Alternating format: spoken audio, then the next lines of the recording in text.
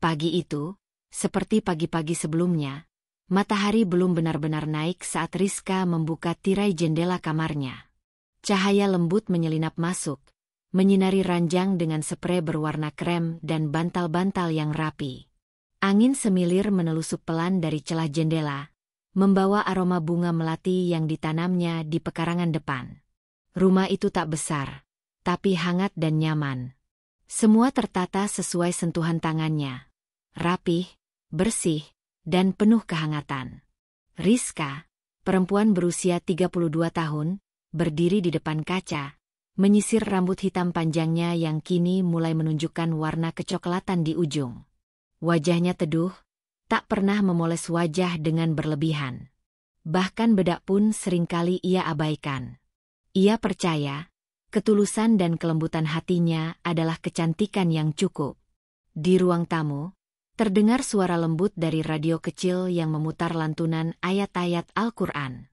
Suara itu bukan hanya bagian dari rutinitas pagi, melainkan pengingat akan rumah yang ia bangun bersama Zizan, suaminya, seorang ustadz yang dihormati oleh banyak orang. Zizan adalah laki-laki yang selalu tampil tenang. Umurnya lebih tua 4 tahun dari Rizka. Wajahnya bersih dengan janggut rapi yang menjadi ciri khasnya. Ia bukan hanya menjadi pembimbing keagamaan bagi banyak orang, tapi juga imam bagi keluarga kecil mereka. Rizka selalu merasa beruntung bisa bersanding dengan pria seperti Zizan. Ia bukan saja pandai dalam menyampaikan ilmu, tapi juga sabar, sederhana, dan tak pernah meninggikan suara. Sudah subuh, Bang, ucap Rizka lembut dari balik pintu kamar, memanggil suaminya yang masih berbaring dengan mata setengah tertutup. Zizan mengangguk kecil, mengusap wajahnya dan bangkit. Ia lalu melangkah ke kamar mandi. Rizka menyusul ke dapur, menyiapkan teh hangat dan sepiring kecil roti gandum seperti biasa. Tak ada hal istimewa pagi itu, tapi kebersahajaan itulah yang membuat hidup mereka terasa damai. Selepas sholat subuh, Zizan duduk di ruang kerja kecilnya, menelaah kitab kuning dan menyiapkan materi kajian untuk sore nanti. Rizka memandangi dari balik pintu sambil tersenyum. Ada rasa bangga dalam hatinya setiap melihat Zizan tenggelam dalam lembar-lembar ilmu. Itulah yang membuatnya jatuh cinta sejak awal. Ketulusan dan kesungguhan Zizan dalam menapaki jalan dakwah. Hari-hari Rizka berjalan perlahan, tenang dan penuh rutinitas yang nyaris tak berubah. Ia mengajar mengaji untuk anak-anak di sekitar rumah setiap pagi, lalu menyiram tanaman, merapikan rumah, dan terkadang membuat kue untuk diberikan pada tetangga. Ia tak pernah menuntut lebih dari hidup. Baginya, cukup jika bisa membangun rumah tangga yang Allah ridho. Setiap kali Zizan pulang dari majelis atau undangan ceramah, ia selalu disambut hangat oleh Rizka. Kadang dengan secangkir kopi, kadang dengan pelukan lembut. Mereka seperti dua sahabat yang saling mengisi. Di waktu senggang, mereka duduk bersama di ruang keluarga, membicarakan hal-hal kecil, tentang anak-anak yang belajar mengaji, tetangga baru yang pindah, atau rencana memperluas dapur kecil mereka tahun depan. Rizka, ucap Zizan suatu malam saat mereka duduk di teras, menikmati bulan sabit yang menggantung malu-malu di langit. Kau tahu? Kadang aku merasa terlalu beruntung memilikimu. Rizka hanya tersenyum, menunduk malu. Kalimat seperti itu jarang sekali keluar dari mulut Zizan. Tapi setiap kali Zizan bicara begitu, hatinya seperti disiram air hangat. Ia percaya, Zizan adalah jawaban dari doa-doanya di sepertiga malam yang tak terhitung jumlahnya. Namun hidup bukan selalu tentang kata-kata indah dan momen manis. Ada lelah yang kadang datang diam-diam. Ada sepi yang merayap ketika Zizan mulai lebih sering keluar rumah. Tapi Rizka tak pernah mengeluh. Ia percaya, seorang istri sebaiknya banyak bersabar. Setiap langkah suaminya untuk menebar ilmu adalah jalan pahala yang juga akan mengalir padanya. Hari demi hari, Rizka menjalani hidupnya dengan ketenangan hati. Ia tetap menjadi istri yang melayani dengan sepenuh jiwa. Ia selalu memastikan pakaian Zizan wangi dan rapi sebelum pergi, menyelipkan doa dalam lipatan baju, berharap agar suaminya selalu dalam lindungan Allah. Suatu siang, ketika Rizka tengah mengajar anak-anak mengaji di ruang tamu, Zizan pulang lebih cepat. Ia tampak lelah, tapi tetap menyapa dengan senyum kecil. Rizka menyambutnya dengan air putih dan handuk kecil. Ia tahu, perjalanan ceramah bisa melelahkan, terlebih dalam cuaca panas seperti sekarang. Banyak jemputan, Bang? Tanya Rizka sambil menyuapi anak-anak yang baru saja selesai mengaji dengan potongan kue bolu. Zizan mengangguk. Alhamdulillah. Tapi insya Allah besok kosong. Bisa kita habiskan waktu berdua. Rizka tersenyum. Sekilas, ia merasa seperti kembali ke awal pernikahan mereka. Saling memperhatikan, saling merindukan, saling menyempatkan waktu. Malam itu mereka mengobrol hingga larut. Tentang masa depan, tentang keinginan sederhana Zizan membeli rak buku baru, tentang harapan memiliki anak walau usia pernikahan mereka sudah menginjak 7 tahun tanpa kabar kehamilan. Rizka tidak pernah menyesali itu. Baginya, anak adalah titipan. Jika belum dititipkan, bukan berarti rumah tangganya kurang berkah. Aku hanya ingin kita tetap begini, Bang, ucap Rizka pelan. Apapun yang Allah beri, asal kau tetap di sisiku, itu sudah cukup. Zizan mengangguk, menyentuh punggung tangannya. Insya Allah, Rizka.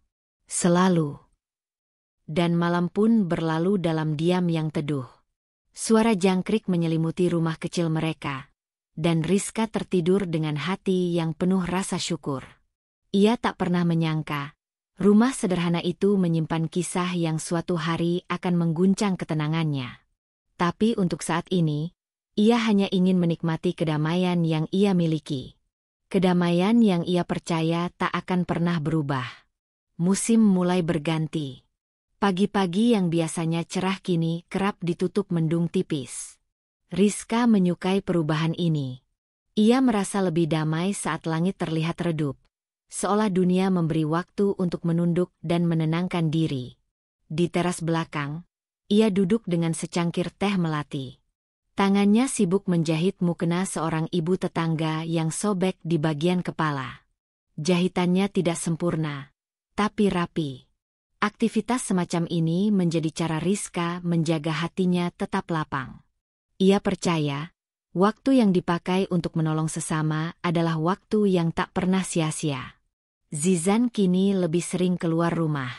Rizka memahami kesibukannya sebagai seorang ustadz. Ceramah, kajian, kunjungan ke rumah orang sakit, hingga menjadi narasumber di acara-acara pengajian ibu-ibu. Semuanya bagian dari tugas mulia yang tak bisa ia halangi. Namun akhir-akhir ini, waktu yang mereka miliki bersama semakin sedikit. Maaf, hari ini ada jadwal dadakan, ucap Zizan pagi itu sambil mengenakan baju koko putih bersih. Tadinya mau kita pergi beli rak buku, tapi kayaknya ditunda dulu ya. Rizka mengangguk pelan, mencoba tersenyum. Gak apa-apa, Bang. Kapan-kapan saja. Aku masih bisa rapikan pakai yang lama kok. Zizan mendekat dan mencium keningnya. Sebuah kebiasaan yang sudah lama mereka lakukan sebelum ia pergi. Tapi hari itu, entah kenapa, ciuman itu terasa lebih singkat, lebih terburu-buru. Ketika suara motornya menghilang di tikungan, Rizka menatap pintu yang baru saja tertutup. Ia menghela napas pelan. Tidak ada rasa curiga, hanya sedikit sesak yang sulit dijelaskan.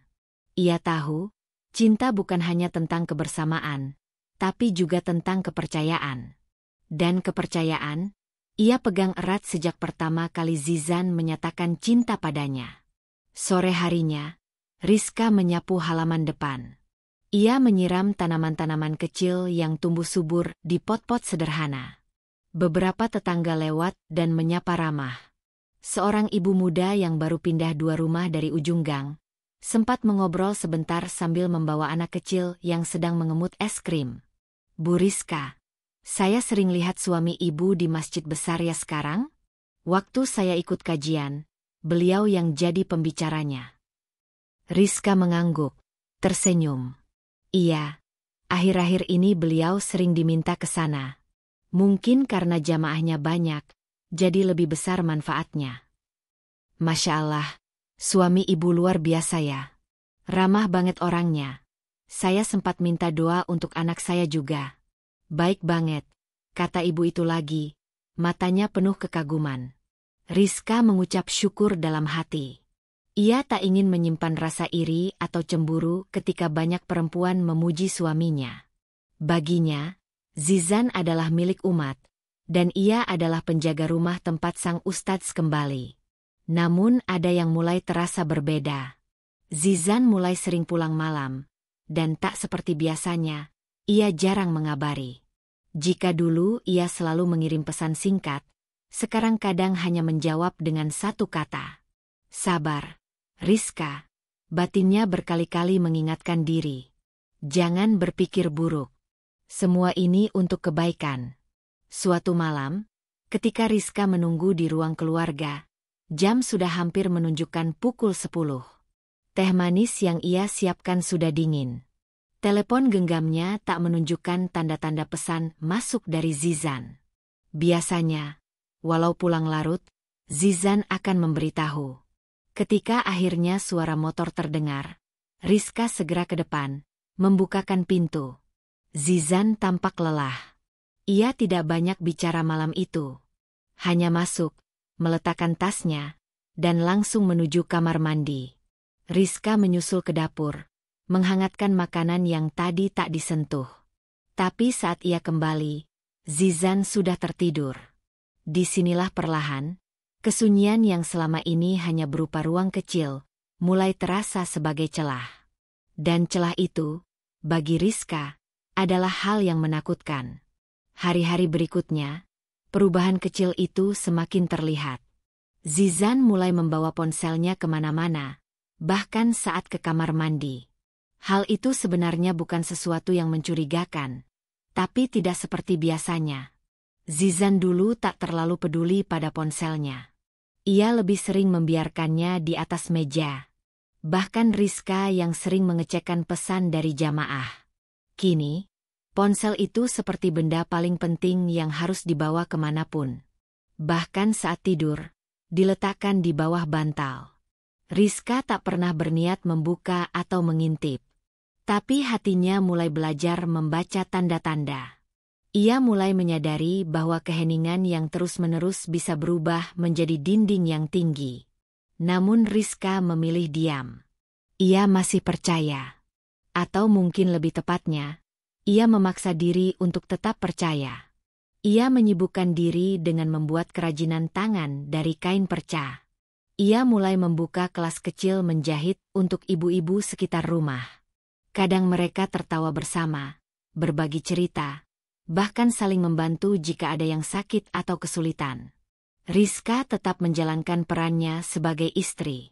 Ia tak pernah membiarkan rumah berantakan, tak pernah mengeluh walau tubuhnya lelah.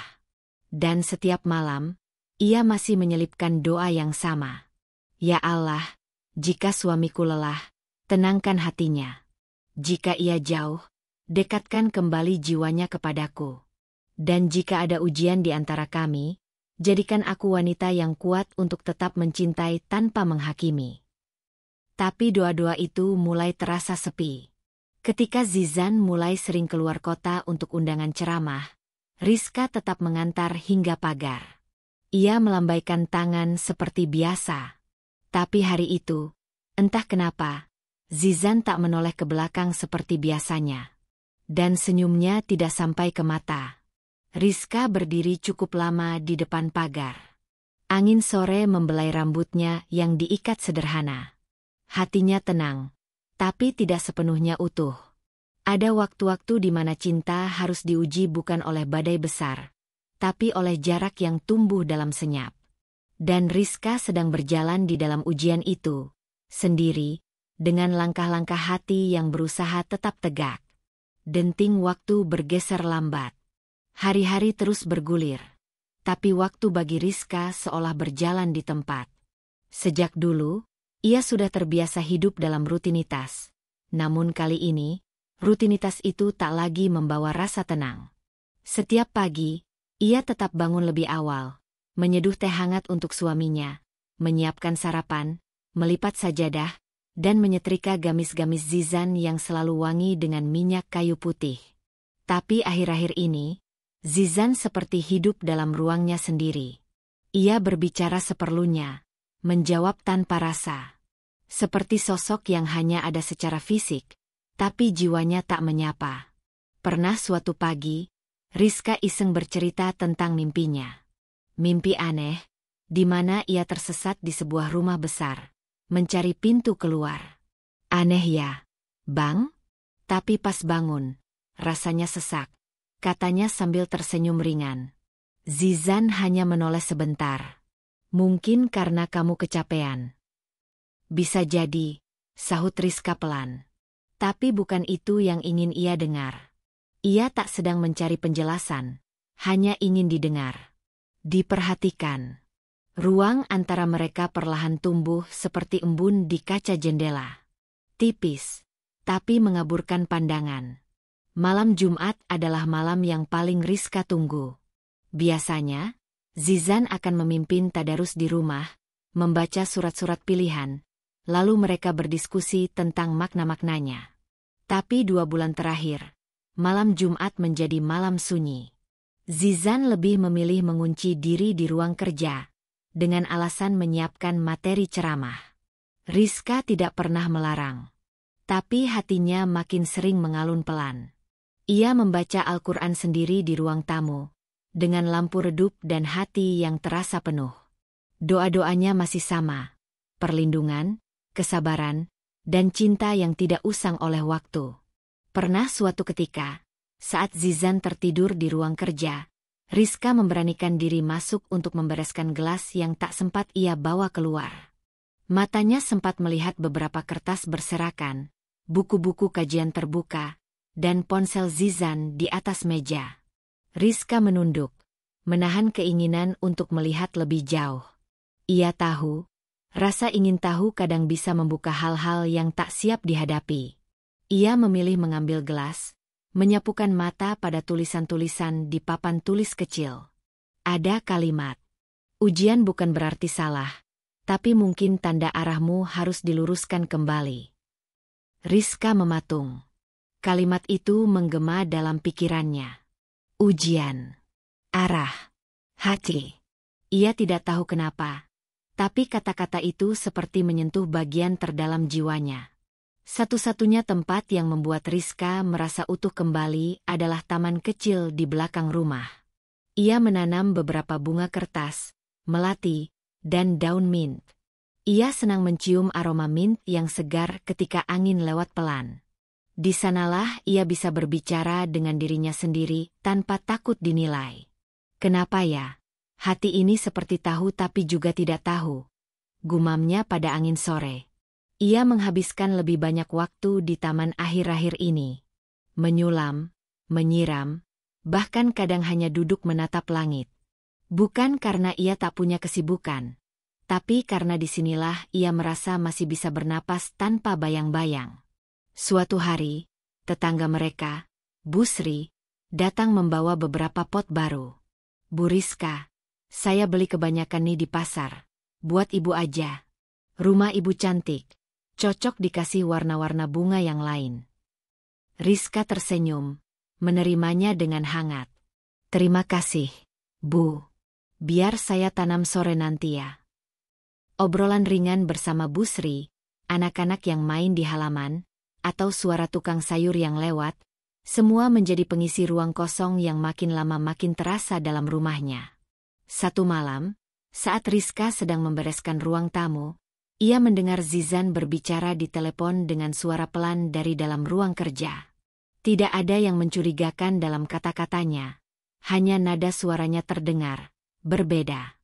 Lebih lembut, lebih penuh perhatian. Rizka tak mendekat. Ia berdiri di ujung lorong, mematung dalam diam. Ia tidak berniat menguping. Tapi hatinya menangkap perubahan yang tak bisa dijelaskan. Ketika Zizan keluar, ia langsung menyapa. "Udah malam banget, Bang. Makan dulu, yuk." Zizan menatap sebentar, lalu mengangguk. Iya, makasih ya.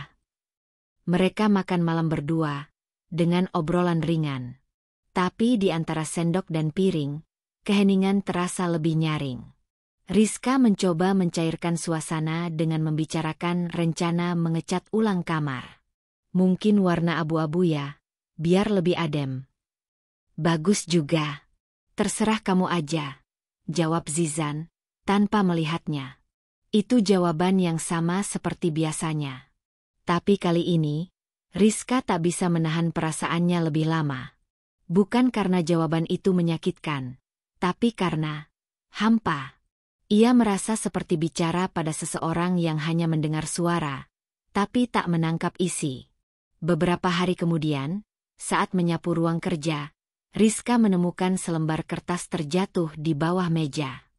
Hanya potongan kecil, bekas sobekan dari catatan harian. Tulisan tangan Zizan, ia mengenalnya betul. Terkadang, untuk menjaga kebaikan, aku harus diam pada kebenaran. Kalimat itu membuat napas Rizka tercekat. Ia menggenggam kertas itu erat, namun tak tahu harus mengartikan apa. Ia tak tahu apakah itu bagian dari catatan ceramah, atau sesuatu yang lebih pribadi. Tapi yang jelas, hatinya semakin sering menolak percaya bahwa semuanya baik-baik saja. Ia tidak menangis. Ia hanya menunduk, menatap lantai yang bersih.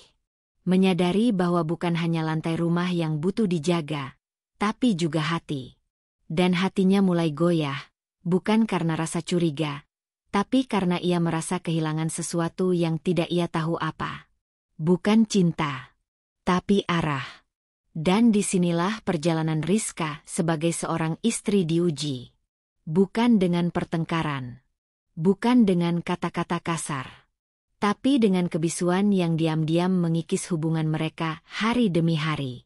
Ada keheningan yang tidak bersuara, tapi begitu terasa. Rizka mulai menyadari bahwa banyak hal berubah tanpa ia benar-benar tahu kapan tepatnya. Zizan yang dulu selalu menatap matanya saat bicara, kini lebih sering menatap layar. Sentuhan-sentuhan kecil di meja makan pun perlahan menghilang. Bahkan doa bersama setelah sholat berjamaah kini seringkali terlewat, diganti dengan kesibukan lain yang tak pernah Rizka pahami. Tapi yang paling membuat hati Rizka tak tenang adalah dirinya sendiri. Ia mulai kehilangan cermin untuk menakar perasaannya. Apakah ini hanya perasaannya saja? Apakah ia terlalu sensitif? Ataukah memang ada sesuatu yang sedang menjauh tanpa suara? Pagi itu, Rizka duduk di beranda rumah dengan secangkir teh manis. Udara masih basah, daun-daun tetes embun, dan langit menyisakan sedikit kabut. Ia menatap langit, seolah ingin mencari jawaban dari langit yang diam. Ia menulis di buku hariannya. Jika seseorang tak lagi bicara padamu tentang hal-hal kecil, mungkinkah hatinya juga sudah tak nyaman bercerita? Rizka menutup buku itu dan memeluk lututnya. Ia tak ingin menebak apa-apa. Tapi perasaannya sebagai istri terlalu jujur untuk diabaikan. Pagi itu, ia menunggu Zizan sarapan bersama. Seperti biasa. Tapi Zizan sudah lebih dulu berangkat ke masjid, bahkan sebelum matahari naik. Meninggalkan sarapan di meja dan hati Rizka di pojok kesepian. Hari-hari berikutnya, Rizka mencoba mengisi waktu dengan hal-hal yang ia cintai. Ia mulai membaca buku-buku lama yang dulu sempat menumpuk di rak, kisah-kisah sahabiah, tafsir sederhana, dan catatan harian seorang ibu rumah tangga yang sederhana. Ia membaca, menandai, dan menuliskan kembali kalimat-kalimat yang menguatkan jiwanya.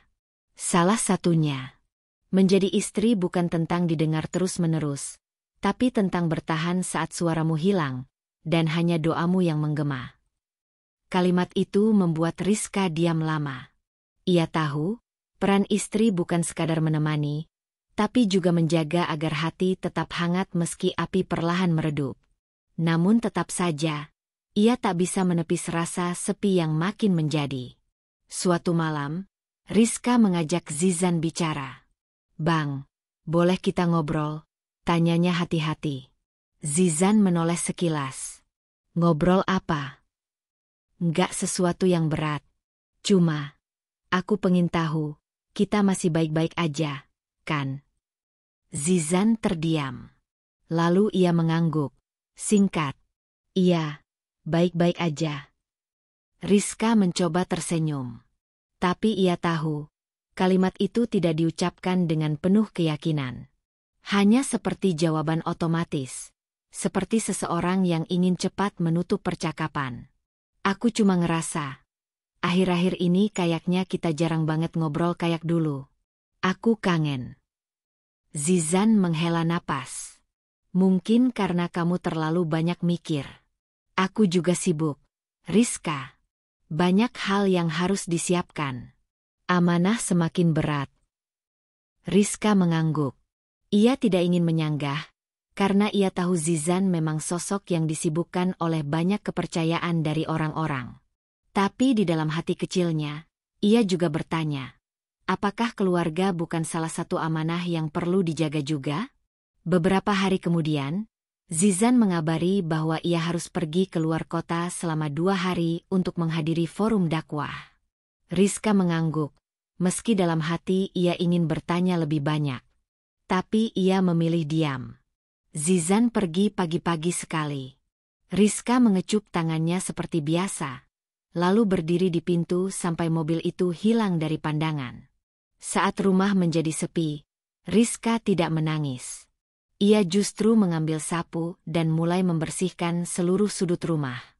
Ia membersihkan lemari buku Zizan, menata ulang arsip-arsip ceramah, dan mengepel ruang kerja yang berdebu. Semua ia lakukan dengan penuh cinta, meski hatinya seperti dibungkus kabut. Saat ia sedang membereskan rak buku kecil, satu amplop jatuh dari sela buku tafsir. Bukan surat. Bukan uang. Hanya selembar foto kecil yang sudah agak pudar, tertulis di baliknya. Hari itu kita bertemu, dan dunia terasa tenang. Rizka tidak mengenali siapa di dalam foto itu. Bukan dirinya. Bukan juga saudara Zizan. Tapi ia tidak gegabah. Ia simpan foto itu dalam laci, menahan rasa penasaran yang berdenyut perlahan. Bukan curiga, tapi hati Rizka kembali merasa ada ruang kosong yang tak mampu ia isi sendiri. 2 hari Zizan pergi, rumah seperti berjalan dengan waktu yang lambat. Rizka memasak untuk dirinya sendiri, menyiram bunga, dan menulis lebih banyak di buku hariannya. Perempuan tidak selalu menangis ketika kehilangan. Kadang ia hanya diam, lalu berdoa lebih lama. Mungkin itu yang sedang aku lakukan. Pada malam kedua, saat Rizka duduk di taman kecil sambil memandangi langit, angin berhembus lembut ke arah wajahnya. Bulan purnama menggantung tenang, seolah menyaksikan pergulatan batin seorang perempuan yang mencintai dengan diam. Dan malam itu, untuk pertama kalinya, Rizka membisikkan sesuatu dalam doanya. Bukan tentang meminta cinta suaminya kembali, tapi tentang meminta kekuatan untuk mencintai dirinya sendiri lebih utuh. Hujan datang tanpa aba-aba. Langit gelap sejak pagi, seperti menyembunyikan matahari agar tak mengganggu hujan yang ingin jatuh dengan tenang. Rizka berdiri di jendela, memandangi tetes hujan yang menempel di kaca. Ia memeluk tubuhnya sendiri. Ada rasa dingin yang tak hanya berasal dari cuaca, tapi juga dari dalam dirinya sendiri. Zizan baru pulang semalam, sekitar pukul 10. Rizka menungguinya dengan semangkuk sup hangat dan teh madu. Tapi Zizan hanya makan sedikit, kemudian langsung masuk ke kamar dan tertidur tanpa banyak bicara. Rizka tidak protes.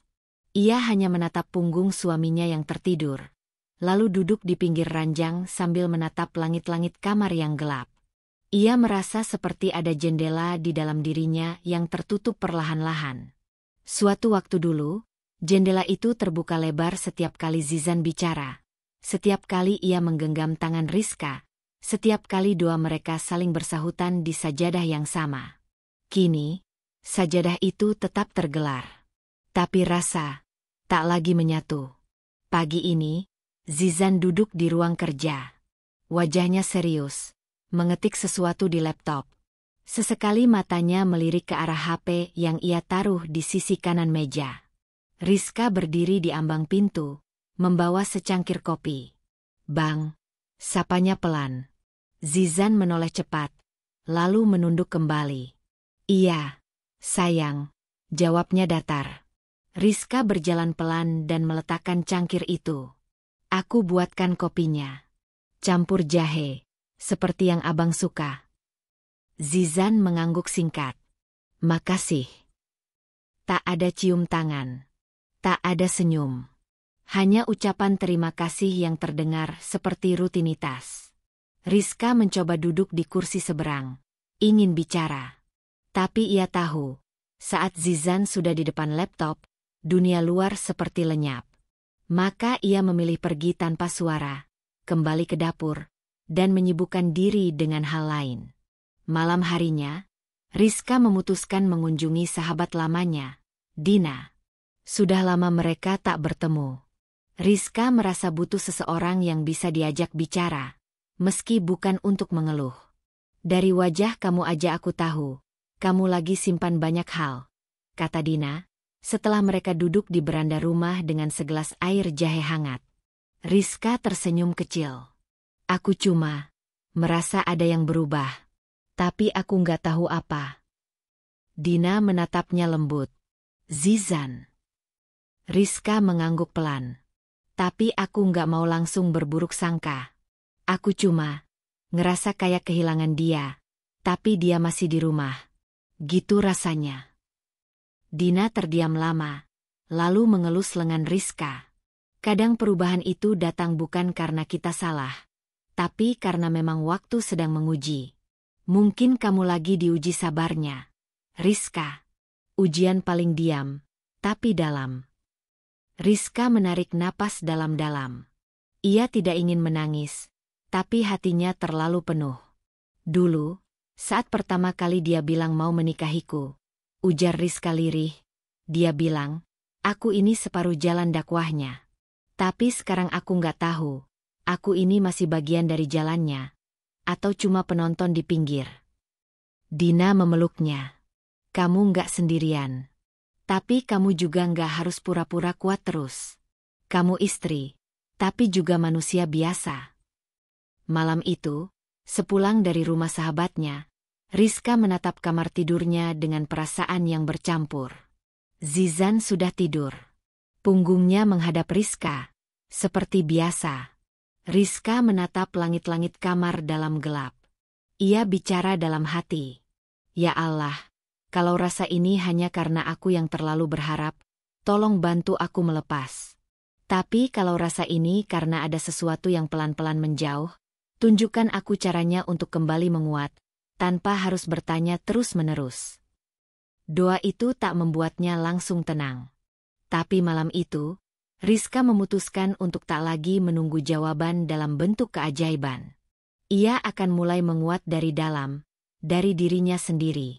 Keesokan harinya, Rizka mulai mengisi waktunya dengan kegiatan baru. Ia mendaftar kelas menulis daring, ikut komunitas kecil yang fokus pada literasi Islami, dan mulai aktif menulis refleksi pribadi. Ia tidak lagi hanya menunggu Zizan. Ia mencoba menjadi versi dirinya yang lebih utuh. Saat Zizan melihat Rizka lebih sering duduk dengan laptop atau buku, ia hanya bertanya, "Nulis apa?" Rizka tersenyum. "Nulis tentang perempuan yang sedang belajar mengenal dirinya lagi." Zizan hanya mengangguk, lalu pergi ke ruang kerja. Tak ada tanya lebih lanjut. Tapi bagi Rizka, itu sudah cukup. Ia sedang belajar. Bukan untuk membenci. Bukan untuk mencurigai. Tapi untuk menerima bahwa dalam rumah tangga, kadang cinta yang bertahan bukan karena balasan, tapi karena keikhlasan. Namun hati manusia punya batas. Dan Rizka, dalam diamnya, tahu bahwa hatinya pelan-pelan menuntut kejujuran. Meski ia masih memilih untuk menunggu, dengan doa yang tak lagi sama. Pagi itu, langit terlihat bersih. Mentari mengintip malu-malu dari celah awan. Suara burung terdengar dari balik pepohonan halaman belakang, memberi rasa damai yang biasa Rizka rindukan. Namun, di dalam dirinya, damai itu mulai berkurang. Ia masih menulis, masih sibuk dengan komunitas daringnya, masih menyeduh kopi seperti biasa untuk Zizan. Tapi ada sesuatu yang kini selalu menari di benaknya. Sebuah pertanyaan yang belum ingin ia ucapkan, karena ia sendiri belum yakin akan jawabannya. Dan mungkin karena ia takut. Seminggu terakhir, Zizan tampak lebih sibuk dari biasanya. Bahkan pada hari libur sekalipun, ia lebih sering mengurung diri di ruang kerja. Rizka tak mempermasalahkan hal itu. Ia tahu, pekerjaan dakwah bisa datang kapan saja. Tapi, ada kebiasaan kecil yang membuat hatinya mulai berdesir curiga. Pertama, Zizan kini lebih sering menggenggam HP. Bahkan saat makan. Dulu, Zizan sangat menjaga adab saat makan. HP selalu ia jauhkan, agar tidak mengganggu kebersamaan. Tapi sekarang, ia sering membalas pesan dengan cepat, bahkan tersenyum samar sambil membaca layar. Dan ketika Rizka tanya, "Siapa, Bang?" Zizan hanya menjawab singkat, "Ada jamaah yang tanya soal fikih." Jawaban yang benar, tapi tidak terasa utuh. Kedua, parfum. Rizka bukan wanita yang cemburuan. Tapi ia mengenal aroma suaminya lebih dari siapapun. Dan beberapa kali, ia mencium aroma berbeda di baju Zizan. Wangi lembut yang asing. Bukan seperti parfum yang biasa dipakai Zizan. Pertama kali ia menyadari, Rizka hanya diam. Tapi saat itu terulang di hari berikutnya. Hatinya mulai berbisik. Bukan parfumnya. Ini seperti bekas seseorang. Namun ia tak menegur. Ia hanya mencatat dalam hati. Suatu malam, Rizka menunggu Zizan pulang lebih lama dari biasanya. Sudah pukul 11 malam saat mobil masuk ke halaman. Rizka tidak tidur. Ia duduk di ruang tamu, mengenakan baju tidur dan syal tipis di bahu. Zizan terlihat kaget saat melihat Rizka masih terjaga. "Belum tidur?" tanyanya sambil melepas peci dan menyimpan tas kerja di rak. "Aku pengen nanya sesuatu," jawab Rizka tenang. Zizan mengangguk, berjalan pelan dan duduk di sampingnya. "Apa, sayang?" "Abang akhir-akhir ini sering pulang malam. Aku tahu abang sibuk, tapi kadang aku penasaran, sibuknya di mana?" Zizan tersenyum. "Tadi habis kajian privat. Lanjut musyawarah sama pengurus masjid." Rizka mengangguk pelan. "Kajian privat untuk siapa?" Zizan tampak berpikir sejenak. Seorang ibu. Dia baru saja bertaubat, ingin belajar dari dasar. "Namanya siapa?" tanya Rizka, tetap dengan suara datar. Zizan tertawa kecil. "Kenapa nanya nama segala?" Rizka tersenyum. "Cuma pengen tahu aja. Kan aku juga senang dengar cerita abang soal jamaah." Zizan mengalihkan pandangan. "Namanya Azizah." Itu pertama kalinya Rizka mendengar nama itu. Dan hatinya, yang sejak tadi tenang, mendadak mencatat satu hal baru. Azizah. Ia tidak tahu siapa wanita itu. Tapi nalurinya bergetar pelan. Seperti alarm lembut yang belum mengeras, tapi cukup jelas untuk membuatnya waspada. Dan sehelai kertas terlipat. Awalnya ia hendak mengabaikan, tapi kertas itu terlihat seperti catatan tangan. Ia membukanya perlahan. Sebuah tulisan halus, dengan tinta hitam. "Semoga hari ini jadi berkah, seperti senyuman yang abang berikan semalam." Tak ada nama, tak ada tanda. Hanya sepenggal kalimat yang tidak terdengar seperti ucapan dari jamaah biasa. Tapi Rizka kembali menenangkan dirinya. Mungkin hanya pesan dari santri perempuan yang terlalu sopan. Atau, mungkin dia terlalu sensitif. Tapi Rizka tahu, ini bukan sekadar perasaan. Ini adalah naluri. Naluri seorang istri yang selama ini terlalu diam. Dan malam itu, setelah selesai sholat tahajud, Rizka tidak menangis. Ia hanya duduk lebih lama di sajadah, memandang ke langit-langit sambil berbisik. Ya Allah, jika ini hanya syakwasangka, kuatkan aku untuk menghapusnya. Tapi jika ini benih dari kebenaran yang tersembunyi, beri aku kesabaran sampai waktunya kau singkap dengan cahaya. Zizan semakin jarang bercerita. Ia menjadi lebih formal dalam sikapnya, seakan rumah adalah persinggahan sementara. Bahkan saat Rizka sakit 2 hari, Zizan tetap keluar seperti biasa, hanya meninggalkan pesan pendek lewat pesan singkat. Kalau kita membuka pintu kecurigaan terlalu cepat, nanti angin fitnah bisa masuk dari celah yang kita buat sendiri. Itu kalimat yang dulu pernah dikatakan Zizan padanya, saat mereka masih pengantin baru. Dan Rizka masih mengingatnya. Hari itu, Zizan pulang lebih awal. Ia membawa sekotak kurma dan sebungkus buah zaitun yang baru saja dikirim jamaah dari luar kota. Senyumnya tulus, matanya teduh seperti biasa. Seakan-akan tak ada satupun yang berubah. Kita makan malam lebih awal, ya? Aku ingin ngobrol setelahnya, kata Zizan sambil meletakkan tasnya di sofa. Rizka mengangguk. Aku masak sup ayam hari ini. Zizan terlihat senang. Ia bahkan membantu Rizka menyusun piring dan gelas di meja makan, hal yang sudah lama tak ia lakukan karena kesibukannya. Saat mereka duduk bersama, suasana itu begitu hangat. Seperti dulu lagi. Candaan ringan keluar dari mulut Zizan, dan Rizka tak bisa membohongi dirinya bahwa ia masih mencintai laki-laki itu seperti pertama kali ia jatuh cinta. Abang kelihatan capek, tapi tetap memaksa pulang cepat. Kenapa? Zizan tersenyum. Karena aku pengen lihat senyum istri abang, yang akhir-akhir ini kayaknya lebih sering menyendiri. Rizka terdiam. Ia tak ingin menunjukkan bahwa ia sedang bergulat dengan pertanyaan di dalam hati. Ia hanya menatap Zizan, lalu mengangguk pelan. Mungkin karena aku lagi banyak pikiran juga. Pikiran apa? Soal hidup, soal waktu. Kadang aku merasa kita terlalu sibuk sampai lupa saling memeluk, ucap Rizka lirih. Zizan menggenggam tangan Rizka. Kalau begitu, peluk aku sekarang. Tangis Rizka hampir jatuh, tapi ia tahan.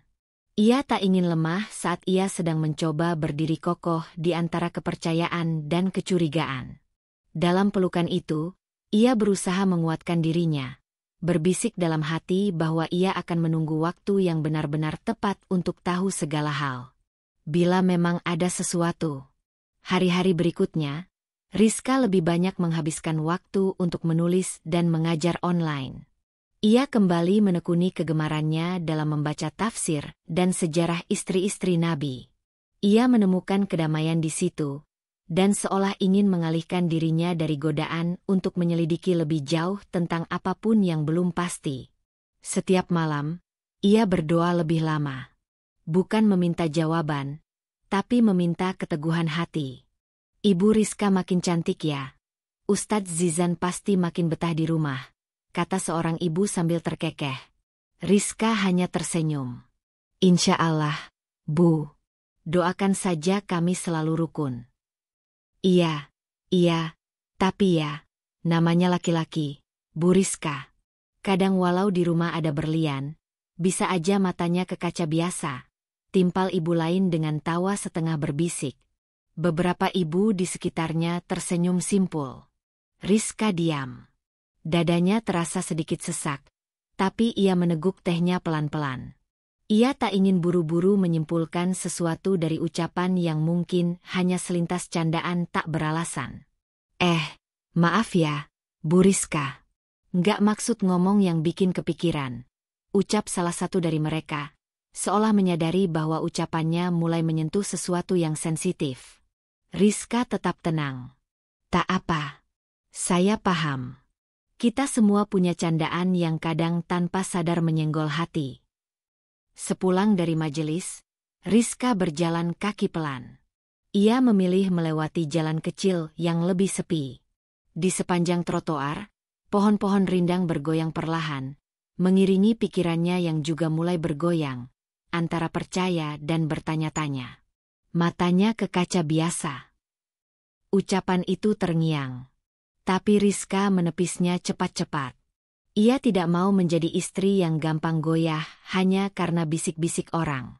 Ia masih percaya pada Zizan.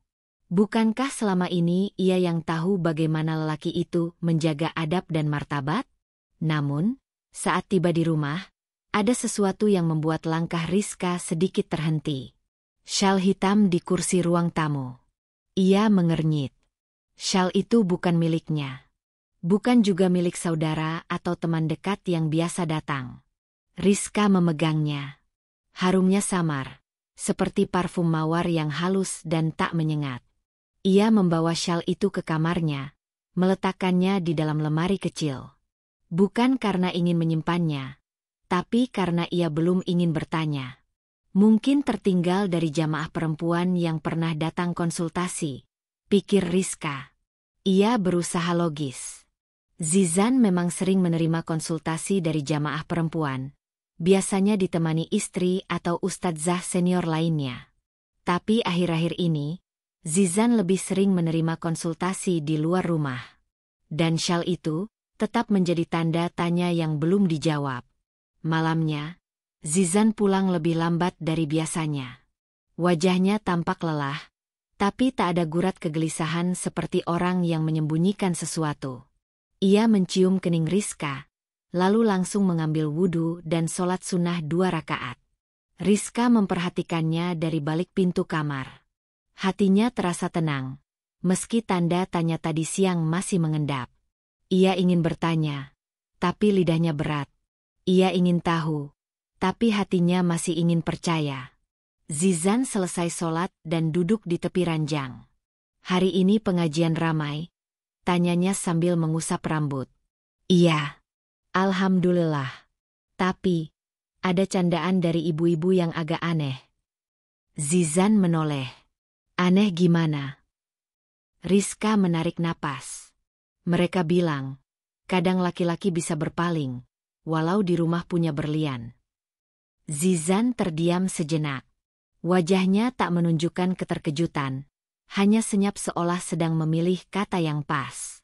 Namanya orang, ya. Candaan bisa kemana-mana.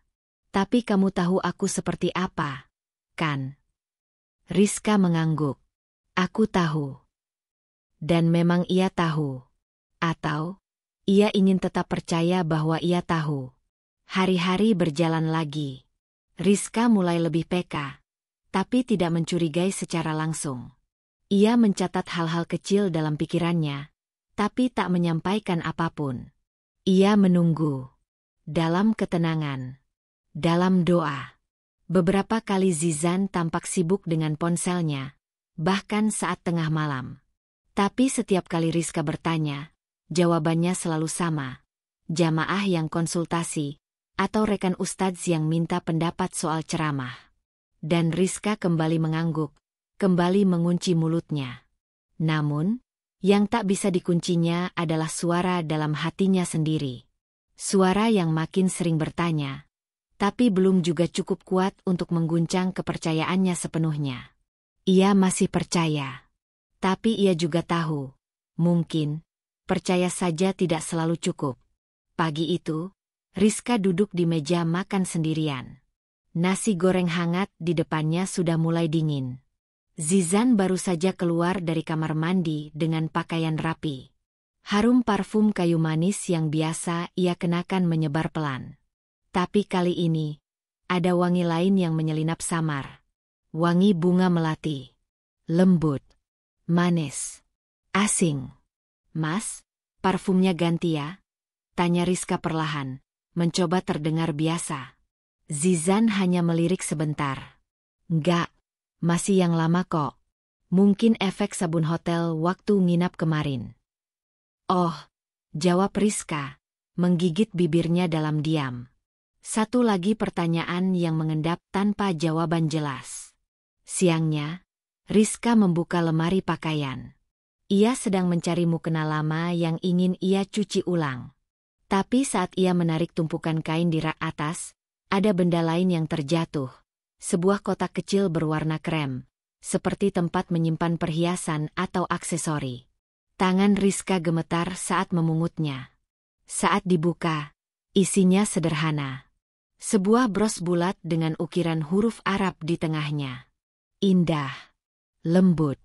Tapi yang membuat Rizka terpaku bukan bentuk bros itu, melainkan secari kertas kecil di balik kotak. Semoga selalu menjadi wanita pilihan yang bersinar di matamu. Z. Rizka menutup kotak itu pelan. Jantungnya berdebar.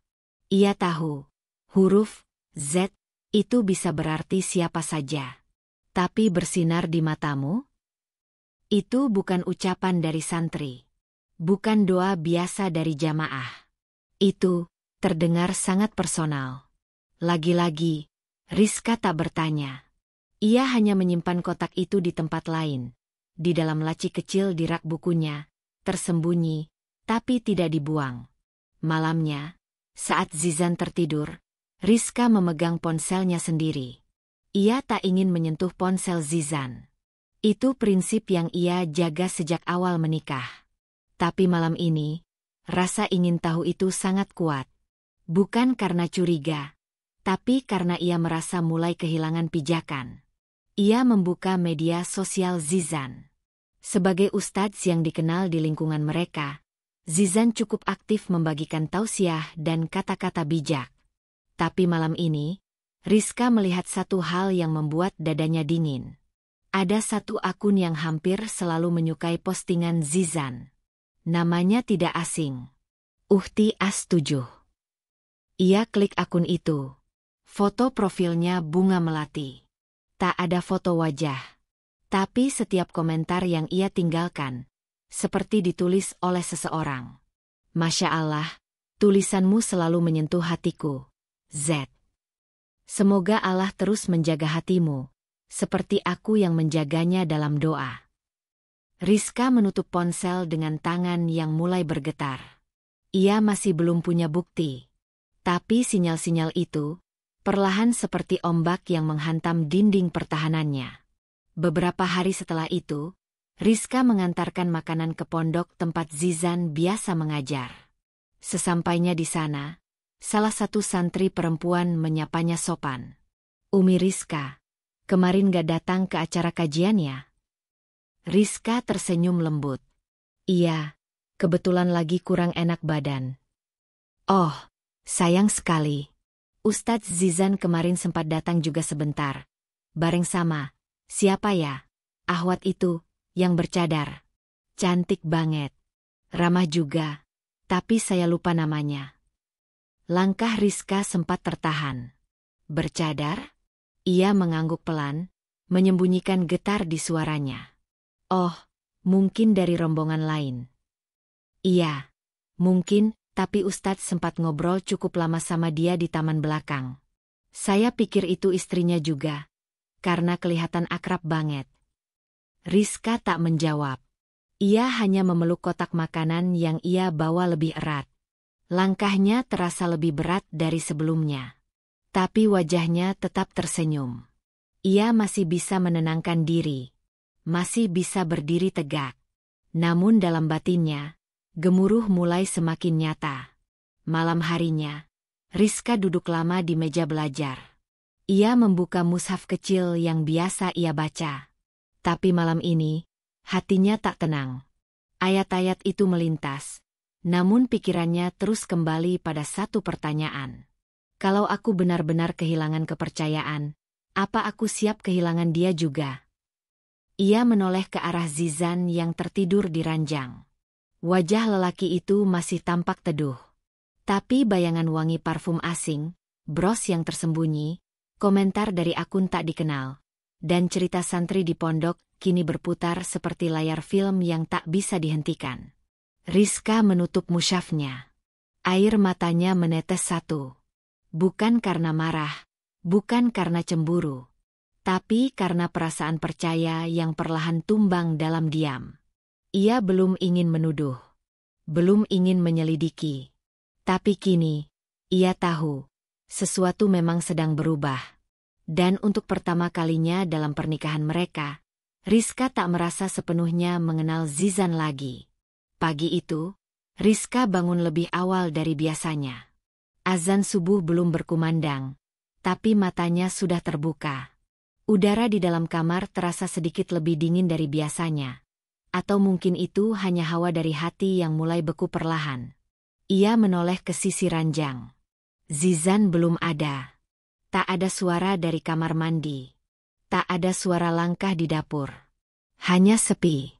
Biasanya, Zizan selalu membangunkannya lembut, mengajaknya salat berjamaah. Tapi 2 hari terakhir ini, Zizan lebih sering bangun lebih awal dan salat sendiri. Katanya, ingin lebih khusyuk. Rizka mengangguk saat itu. Tapi pagi ini, kata-kata itu terasa seperti dinding. Ia melipat selimut, mengambil mukena, dan berjalan ke ruang tengah. Di sana, Zizan terlihat sedang menelpon. Suaranya pelan, tapi Rizka menangkap samar. Nada bicara yang tidak biasa. Iya, insya Allah. Nanti kalau sudah di lokasi, kabari aku, ya. Assalamualaikum. Rizka tak bertanya. Ia hanya masuk ke kamar mandi, berwudu, lalu salat. Tapi suaranya yang biasanya tenang, kini bergetar pelan saat membaca surah pendek. Ia tahu, perasaannya bukan ilusi. Setelah selesai salat, Zizan menghampirinya dan mengecup keningnya seperti biasa. Besok aku ada kajian di luar. 2 hari. Menginap di rumah teman. Kau tidak keberatan, kan? Tanyanya dengan suara datar. Rizka mengangguk pelan. Tentu tidak, Mas. Namun dalam hatinya, kata, kajian, kini tak lagi menenangkan seperti dulu. Ada selimut tipis yang menggantung di antara mereka. Tak terlihat, tapi terasa. Alia mengiyakan. Hari mulai berganti senja ketika pesan dari Alia masuk. Rizka, maaf. Aku nunggu di lokasi sampai kajian selesai. Tapi aku nggak lihat Zizan. Aku udah tanya panitia juga secara halus. Katanya memang nggak ada kajian dari Ustadz Zizan hari ini. Rizka menatap layar ponselnya tanpa berkedip. Darahnya serasa berhenti mengalir sejenak. Lalu, air matanya jatuh pelan. Tanpa isak, tanpa jeritan. Ia belum ingin menuduh. Tapi kini, kata, percaya, mulai terdengar terlalu mewah untuk disematkan pada lelaki itu. Malamnya, Rizka memasak seperti biasa. Meja makan tetap ia siapkan. Ia bahkan mengirim pesan pada Zizan. Semoga Mas sehat dan selalu dalam lindungan Allah. Aku titip doa untuk kita. Balasan datang sejam kemudian. Amin, sayang. Nanti aku video call kalau sudah sampai rumah teman. Tapi hingga Rizka tertidur di kursi ruang tengah, tak ada panggilan masuk. Dan untuk pertama kalinya, ia tidak menunggu lagi dengan harap. Hari itu, Rizka mulai membuka kembali catatan lama. Ia mengingat kembali kebiasaan Zizan, jam pulang, rute biasa, jadwal kajian. Semua masih sama, atau tampak seperti sama. Sore harinya, ia mengirim pesan pada sahabat lamanya, Alia, yang tinggal tak jauh dari tempat kajian yang Zizan sebutkan. Lia, besok aku boleh minta tolong ya? Suamiku ada kajian di sekitar daerahmu. Mungkin kamu bisa bantu lihat-lihat. Aku cuma penasaran, siapa saja yang datang. Tapi tolong, jangan tanya langsung. Aku nggak enak. Alia menjawab singkat. Insya Allah, aku paham. Aku jaga cara. Rizka menatap layar ponselnya lama. Ia merasa seperti sedang melakukan sesuatu yang ia benci, mengintai suaminya sendiri. Tapi ia juga tahu, diam terlalu lama hanya akan membuat pikirannya semakin berisik. Malam itu, Rizka duduk di teras, sendirian. Udara sejuk menenangkan kulit, tapi tidak hatinya. Zizan sudah tertidur lebih awal, katanya kelelahan. Tapi Rizka tahu, suaminya tidur dengan ponsel diletakkan dalam saku jaket, bukan seperti biasanya di meja dekat tempat tidur. Itu hal kecil. Tapi terlalu sering terjadi akhir-akhir ini. Rizka memejamkan mata. Lalu mengingat sesuatu.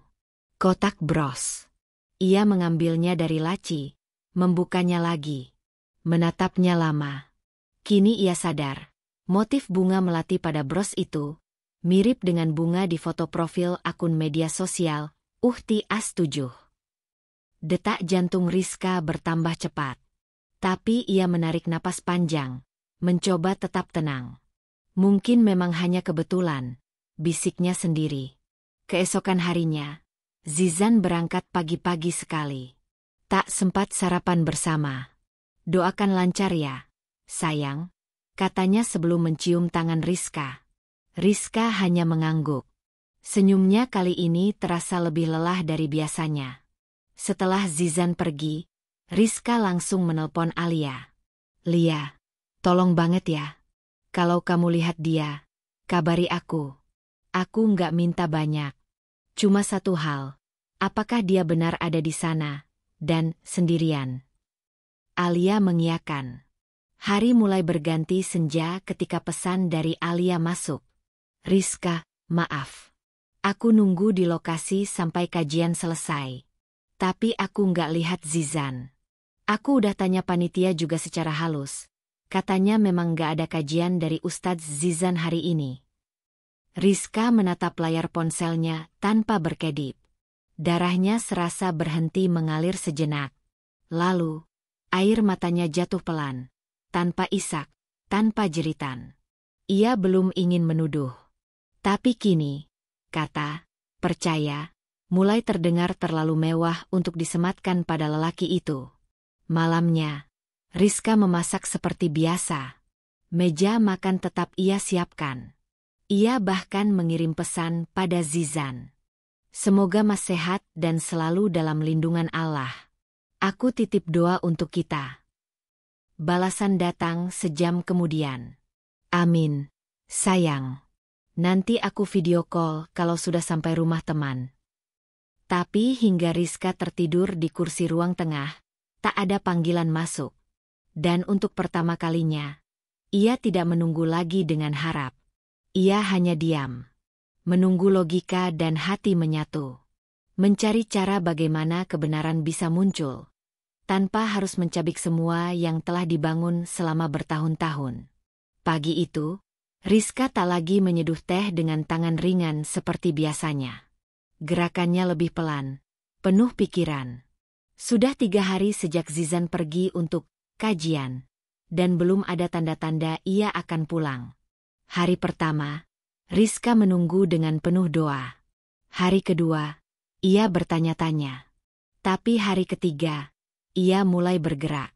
Ia membuka laci kecil di ruang kerja Zizan, tempat di mana suaminya sering menyimpan berbagai hal sepele yang menurutnya tak penting.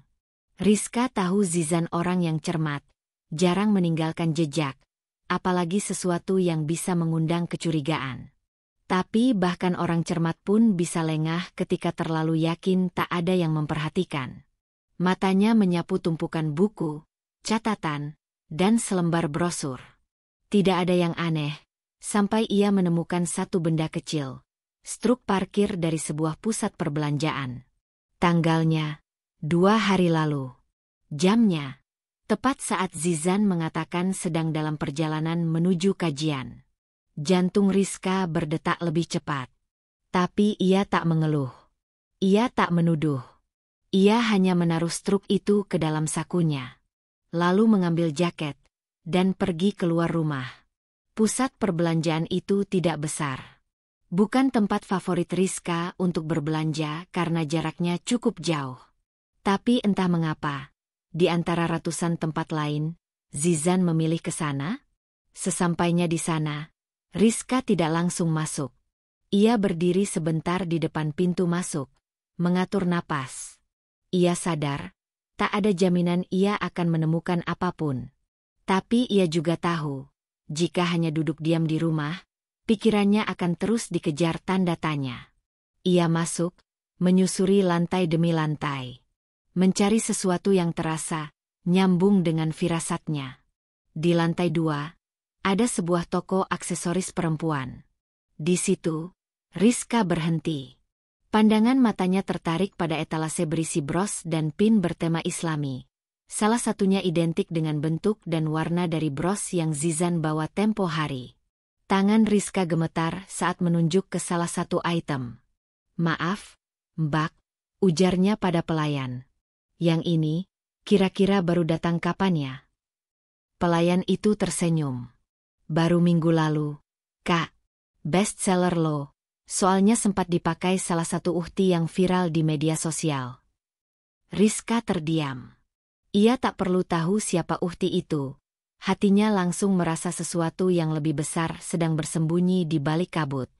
Malamnya, Rizka duduk di depan laptop. Ia membuka ulang media sosial Zizan. Lalu mencocokkan postingan, komentar, dan siapa saja yang akhir-akhir ini sering berinteraksi dengannya. Ia berhenti pada satu akun. Akun dengan nama samar, Uhti As7. Profilnya sederhana. Hanya foto bunga dan beberapa kutipan agama. Tapi komentar yang ditinggalkan di postingan Zizan terdengar terlalu hangat untuk ukuran seorang jamaah biasa. "Alhamdulillah Ustadz, tausiahnya membuat hati ini tenang seperti biasa.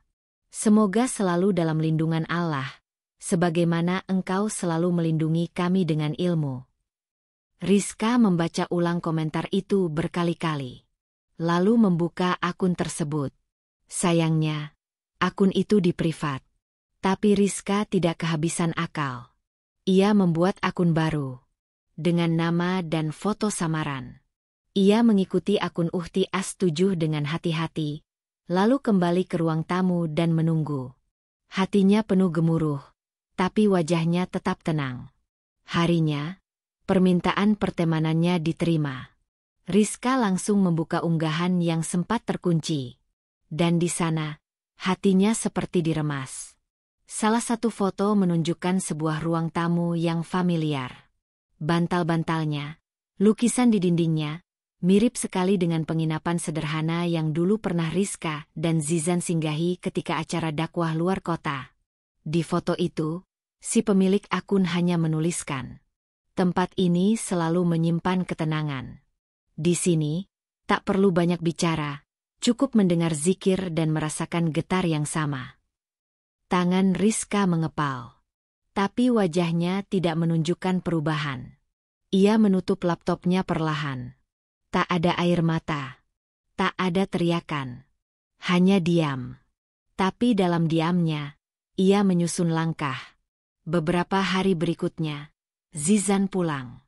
Ia membawa oleh-oleh, seperti biasa. Menawarkan pelukan, seperti biasa. Tapi kali ini, Rizka tidak langsung membalas. Ia hanya menatap suaminya lama, lalu tersenyum kecil. "Capek, Mas?" Zizan mengangguk. "Lumayan. Tapi bahagia. Banyak yang bisa diambil dari perjalanan ini." "Alhamdulillah," ucap Rizka lirih. "Aku juga belajar sesuatu beberapa hari ini." "Belajar apa?" "Bahwa sesuatu yang terlihat sederhana bisa menyimpan makna besar. Seperti bros, atau komentar yang tampaknya biasa. Tapi kalau kita perhatikan betul, semua hal kecil itu bisa membawa kita pada kebenaran." Zizan terlihat sedikit kaget. Tapi hanya sebentar. "Kenapa bilang begitu?" Rizka tersenyum.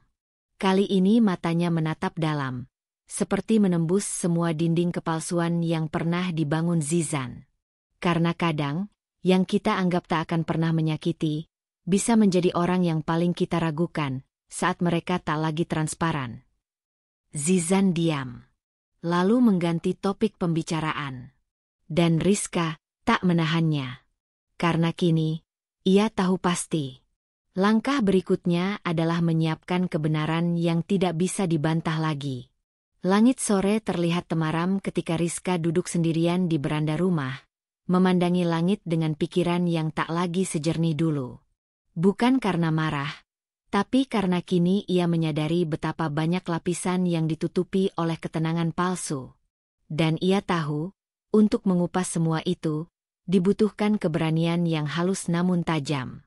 Zizan telah kembali, namun bayangannya masih sering kosong. Dan Rizka, meskipun bersikap seolah tak terjadi apa-apa, sebenarnya tengah memetakan pola, mencari potongan-potongan kecil yang berserakan seperti serpihan kaca yang siap melukai. Pagi itu, Rizka kembali membuka akun Uhti As7 dari ponsel rahasia yang ia sembunyikan dari Zizan. Di beranda akun itu, sebuah unggahan baru muncul. Bukan foto, bukan kutipan Islami seperti biasanya, tetapi sebuah tangkapan layar jadwal kajian. Rizka menelusuri nama-nama yang tercantum, dan matanya tertumbuk pada satu, Ustadz Zizan. Ada lokasi, ada waktu, ada kontak person. Tapi yang membuatnya benar-benar tersentak adalah caption yang ditulis sang pemilik akun. Bersyukur bisa ikut dalam lingkaran cahaya yang sama. Insya Allah minggu depan, kita bisa duduk berdekatan lagi, seperti biasa. Rizka menghela napas panjang. Ia mencoba menenangkan diri, tapi getaran di dadanya mulai terasa lebih kuat. Ia tahu, kalimat itu bukan ditujukan untuk publik. Kalimat itu terdengar personal, seperti percikan hati yang tak mampu disembunyikan. Ia mengambil keputusan. Ia akan datang ke kajian itu. Tapi diam-diam. Sebagai pengamat. Bukan sebagai istri seorang ustadz, melainkan sebagai seorang perempuan yang ingin menemukan kebenaran. Hari kajian itu tiba. Rizka mengenakan gamis abu-abu dan kerudung besar. Ia menyamar cukup baik. Wajahnya sedikit tertutupi masker, dan ia datang lebih awal dari jadwal kajian dimulai. Tempatnya sebuah aula kecil.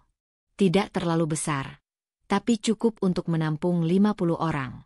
Di bagian depan, beberapa wanita bercadar sudah mulai duduk berjajar.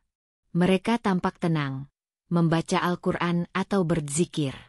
Tapi mata Rizka hanya fokus pada satu hal, mencari seseorang yang memberi getaran aneh di hatinya. Ia duduk di deretan belakang, sengaja memilih tempat tersembunyi. Dan ketika Zizan datang, senyumnya mengembang dengan biasa.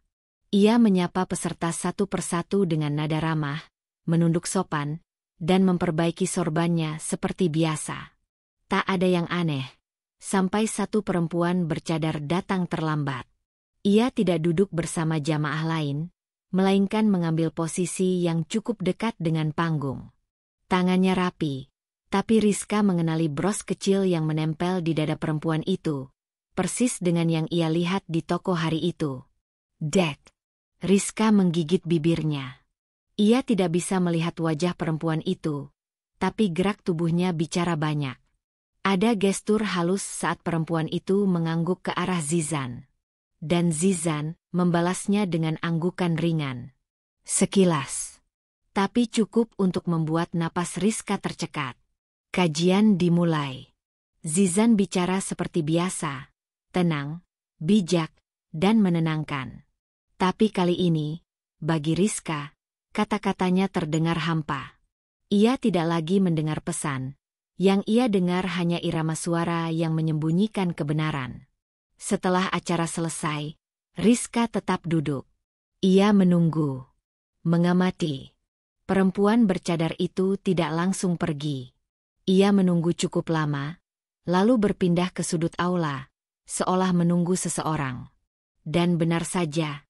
Beberapa menit kemudian, Zizan mendekat. Tak mencolok, tapi cukup dekat untuk menunjukkan bahwa mereka bukan sekadar ustadz dan jamaah. Rizka tidak menghampiri. Ia menunduk, lalu keluar dengan langkah perlahan.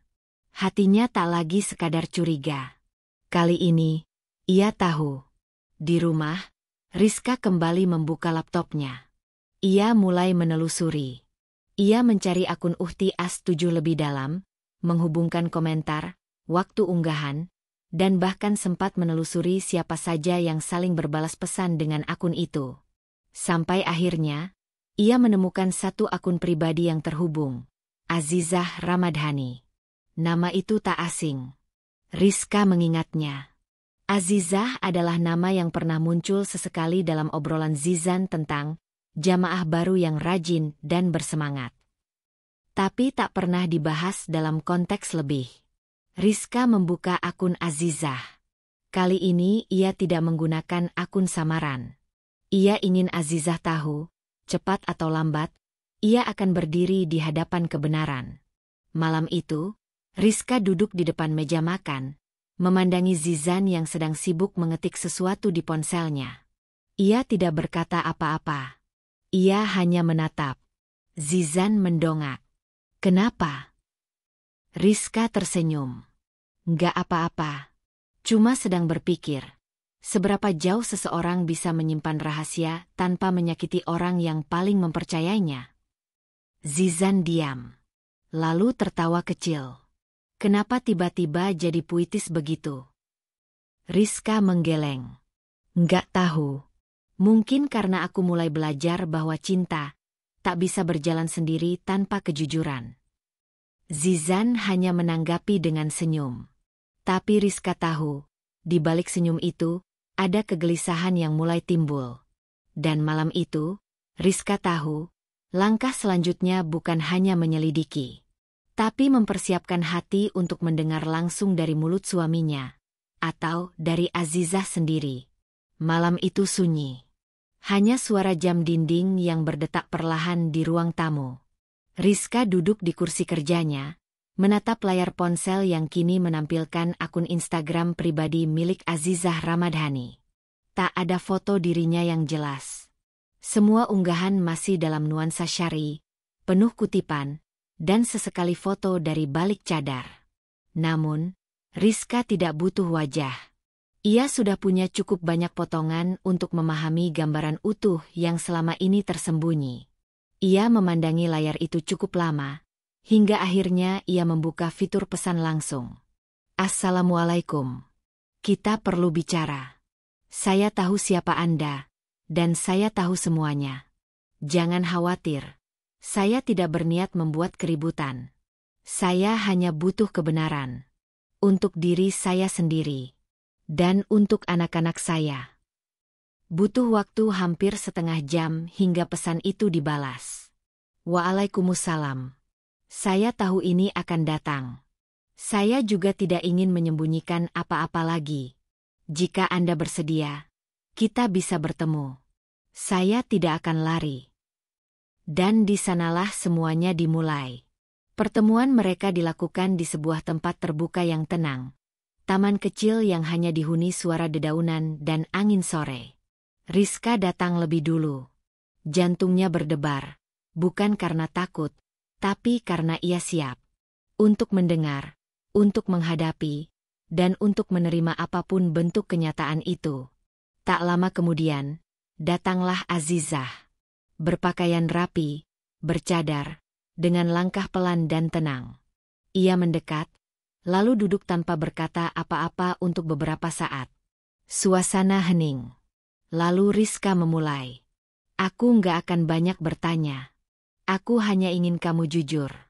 Sejak kapan semua ini terjadi?" Suaranya tenang, tapi tegas. Azizah menarik napas panjang dari balik cadarnya. Matanya tampak berkaca. "Awalnya, aku hanya jamaah. Aku datang untuk mencari ilmu. Tapi Zizan," suaranya bergetar. "Dia perhatian, lembut, dan sedikit demi sedikit kami mulai banyak bicara. Aku tahu dia sudah menikah. Tapi aku terlalu lemah untuk menjauh." Rizka mengangguk pelan. Tak menyela. Hanya mendengarkan. Kami mulai bertukar pesan. Lalu sering bertemu setelah kajian. Bukan untuk hal buruk pada awalnya. Tapi kedekatan itu berubah jadi perasaan yang lebih dari seharusnya. "Kalian sudah sejauh mana?" tanya Rizka akhirnya, dengan suara yang nyaris tak terdengar. Azizah menunduk.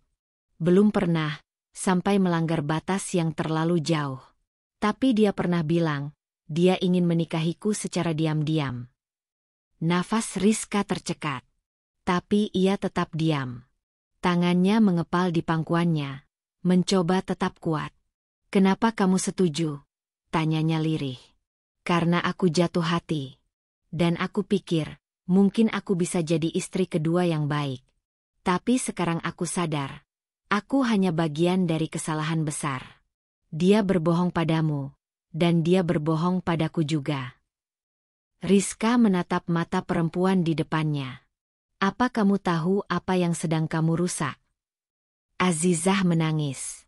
Sekarang aku tahu. Dan aku mohon maaf. Tapi semua ini sudah terlalu jauh.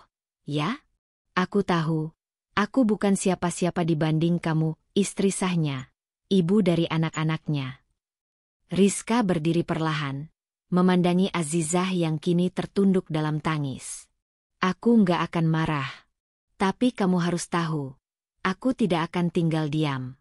Aku sudah terlalu lama percaya, dan kepercayaanku disia-siakan. Sekarang, waktunya aku menentukan langkah untuk diriku sendiri. Terima kasih sudah jujur. Malam itu, Rizka tak bisa tidur. Di sampingnya, Zizan tertidur pulas, seolah dunia baik-baik saja. Padahal, dunia Rizka runtuh. Ia menatap wajah suaminya, lama, lalu bangkit dari tempat tidur, menuju ruang tamu. Ia membuka laptopnya, menuliskan semuanya dalam catatan yang hanya bisa dibaca dirinya sendiri. Bukan untuk menyebarkan, bukan untuk mempermalukan, tapi untuk mengingatkan dirinya sendiri, bahwa cinta sejati tak akan pernah menyakiti diam-diam. Besok pagi, Zizan akan bangun dengan dunia yang masih sama. Tapi dunia Rizka sudah berubah. Ia tak akan meledak. Ia tak akan berteriak. Tapi ia akan berdiri. Dengan segala luka yang telah ia temukan, dan keberanian untuk memperjuangkan harga dirinya. Dan ini baru permulaan. Pagi datang dengan cahaya yang lembut menyelinap dari celah jendela kamar mereka. Udara masih segar, dan suara burung-burung terdengar bersahutan. Namun, pagi itu tidak sehangat biasanya. Tidak ada sapaan ceria dari Rizka. Tidak ada senyuman yang menyambut Zizan saat ia membuka matanya. Ia hanya mendapati Rizka duduk di ujung tempat tidur, masih mengenakan mukena, dengan wajah tenang namun penuh ketegasan yang belum pernah ia lihat sebelumnya. Zizan, ucap Rizka pelan namun dalam. Kita perlu bicara. Zizan mengerjapkan mata, duduk dengan malas. HM? Ada apa, sayang? Rizka menatapnya. Tatapan itu tidak penuh amarah, tapi cukup untuk membuat Zizan langsung duduk tegak. Aku sudah tahu semuanya. Zizan terdiam. Apa maksudmu? Aku tahu tentang kamu dan Azizah. Suaranya tidak bergetar, tidak pula menuduh. Tapi setiap katanya seolah menancap langsung ke dada Zizan. Aku tahu kalian sudah lama dekat. Aku tahu kalian sering bertemu di luar kajian. Aku tahu kamu pernah mengajukan niat untuk menikahinya. Diam-diam. Aku bahkan sudah bertemu dengannya. Zizan membeku. Mulutnya terbuka. Tapi tak ada suara yang keluar. Aku nggak datang ke sana untuk mencari keributan. Aku hanya ingin tahu kebenaran dari orang yang terlibat. Dan aku sudah dapat jawabannya. Rizka, dengar. Aku bisa jelaskan, ini nggak seperti yang kamu pikirkan. Rizka menggeleng pelan. Justru aku ingin tahu, seperti apa yang menurutmu aku pikirkan? Aku terlalu lugu, ya? Terlalu percaya, terlalu sibuk mengurus anak-anak, terlalu sibuk membela nama baikmu di luar sana. Zizan menunduk. Dadanya naik turun cepat, seperti seseorang yang kehabisan oksigen. Aku masih istrimu, Zizan. Tapi aku juga seorang perempuan yang punya hati, yang tahu bagaimana rasanya dikhianati. Dan yang paling menyakitkan, bukan karena wanita itu bercadar, bukan karena dia cantik, tapi karena kamu, laki-laki yang kupilih dan kupercayai sepenuh hati, ternyata bisa menyembunyikan sesuatu selama itu dariku. Zizan mengangkat wajahnya, sorot matanya gelisah. Aku hilaf, aku nggak niat menyakitimu. Aku kehilangan arah. Jangan salahkan arah, Zizan. Aku ini rumahmu. Tapi kamu malah pilih jalan belakang. bersembunyi dari semua yang kamu ucapkan dari mimbar, tentang jujur, tentang setia, tentang amanah. Suasana kamar menjadi sunyi. Hanya napas mereka berdua yang terdengar.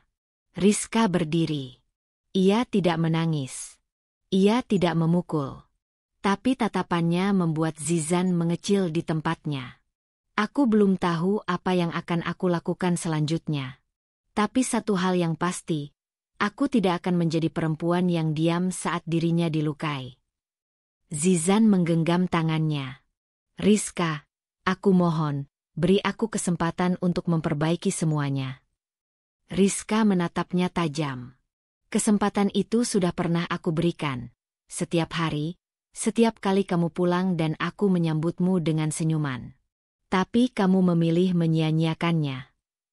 Ia melepas genggaman tangan Zizan. Kamu pikir selama ini aku nggak paham? Aku tahu kamu mulai berubah. Tapi aku menunggu kamu untuk jujur. Aku nunggu kamu datang dan bilang, Rizka, aku hilaf, aku salah. Tapi kamu memilih berbohong. Berkali-kali. Zizan mulai menangis.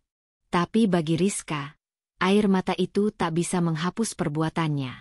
Aku akan beri kamu waktu untuk berpikir, dan untuk bertanggung jawab. Tapi jangan harap aku akan diam. Karena aku juga berhak memilih jalanku sendiri. Rizka meninggalkan kamar. Di luar, anak-anak mereka masih tertidur. Dan dunia seolah masih berjalan seperti biasa. Tapi bagi Zizan, itu adalah pagi paling gelap dalam hidupnya. Dan bagi Rizka, itu adalah pagi pertama ia benar-benar bangkit sebagai dirinya sendiri. Hari-hari setelah pengakuan itu berjalan seperti biasa di mata orang luar. Rizka tetap memasak, tetap menyambut anak-anak saat pulang sekolah, tetap menjaga wajah ramah saat berpapasan dengan tetangga. Namun di dalam dirinya, segalanya telah berubah. Ia bukan lagi perempuan yang hanya hidup untuk melayani dan menunggu. Ia kini perempuan yang sedang merancang masa depannya, dengan atau tanpa suaminya. Zizan masih ada di rumah, masih menjalankan aktivitasnya sebagai seorang ustadz. Tapi tatapannya tak lagi setegar dulu. Wajahnya yang dulu penuh wibawa kini sering tampak gelisah. Dan setiap kali bertemu mata dengan Rizka, ia seperti terhantam rasa bersalah yang tak bisa ditepis. Namun Rizka tetap tenang. Ia tidak melarang Zizan tinggal, tidak pula mengusir. Tapi sikapnya berubah. Ada batas yang tidak bisa lagi ditembus. Tidak ada lagi pelukan hangat saat menyajikan kopi. Tidak ada lagi kecupan di dahi saat hendak tidur. Ia bersikap seperti biasa, tapi jelas tidak sama.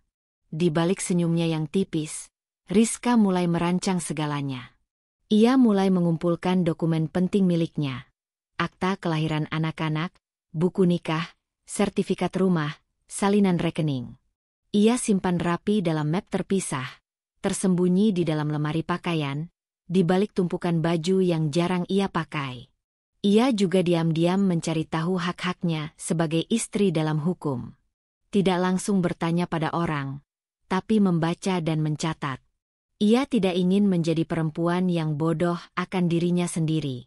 Dan yang terpenting, ia ingin bersiap jika kelak keputusan harus dibuat. Setiap malam, setelah anak-anak tertidur dan rumah mulai hening, Rizka duduk di ruang tengah. Lampu kecil menyala, dan ia membaca buku atau mencatat sesuatu dalam buku kecil bersampul coklat.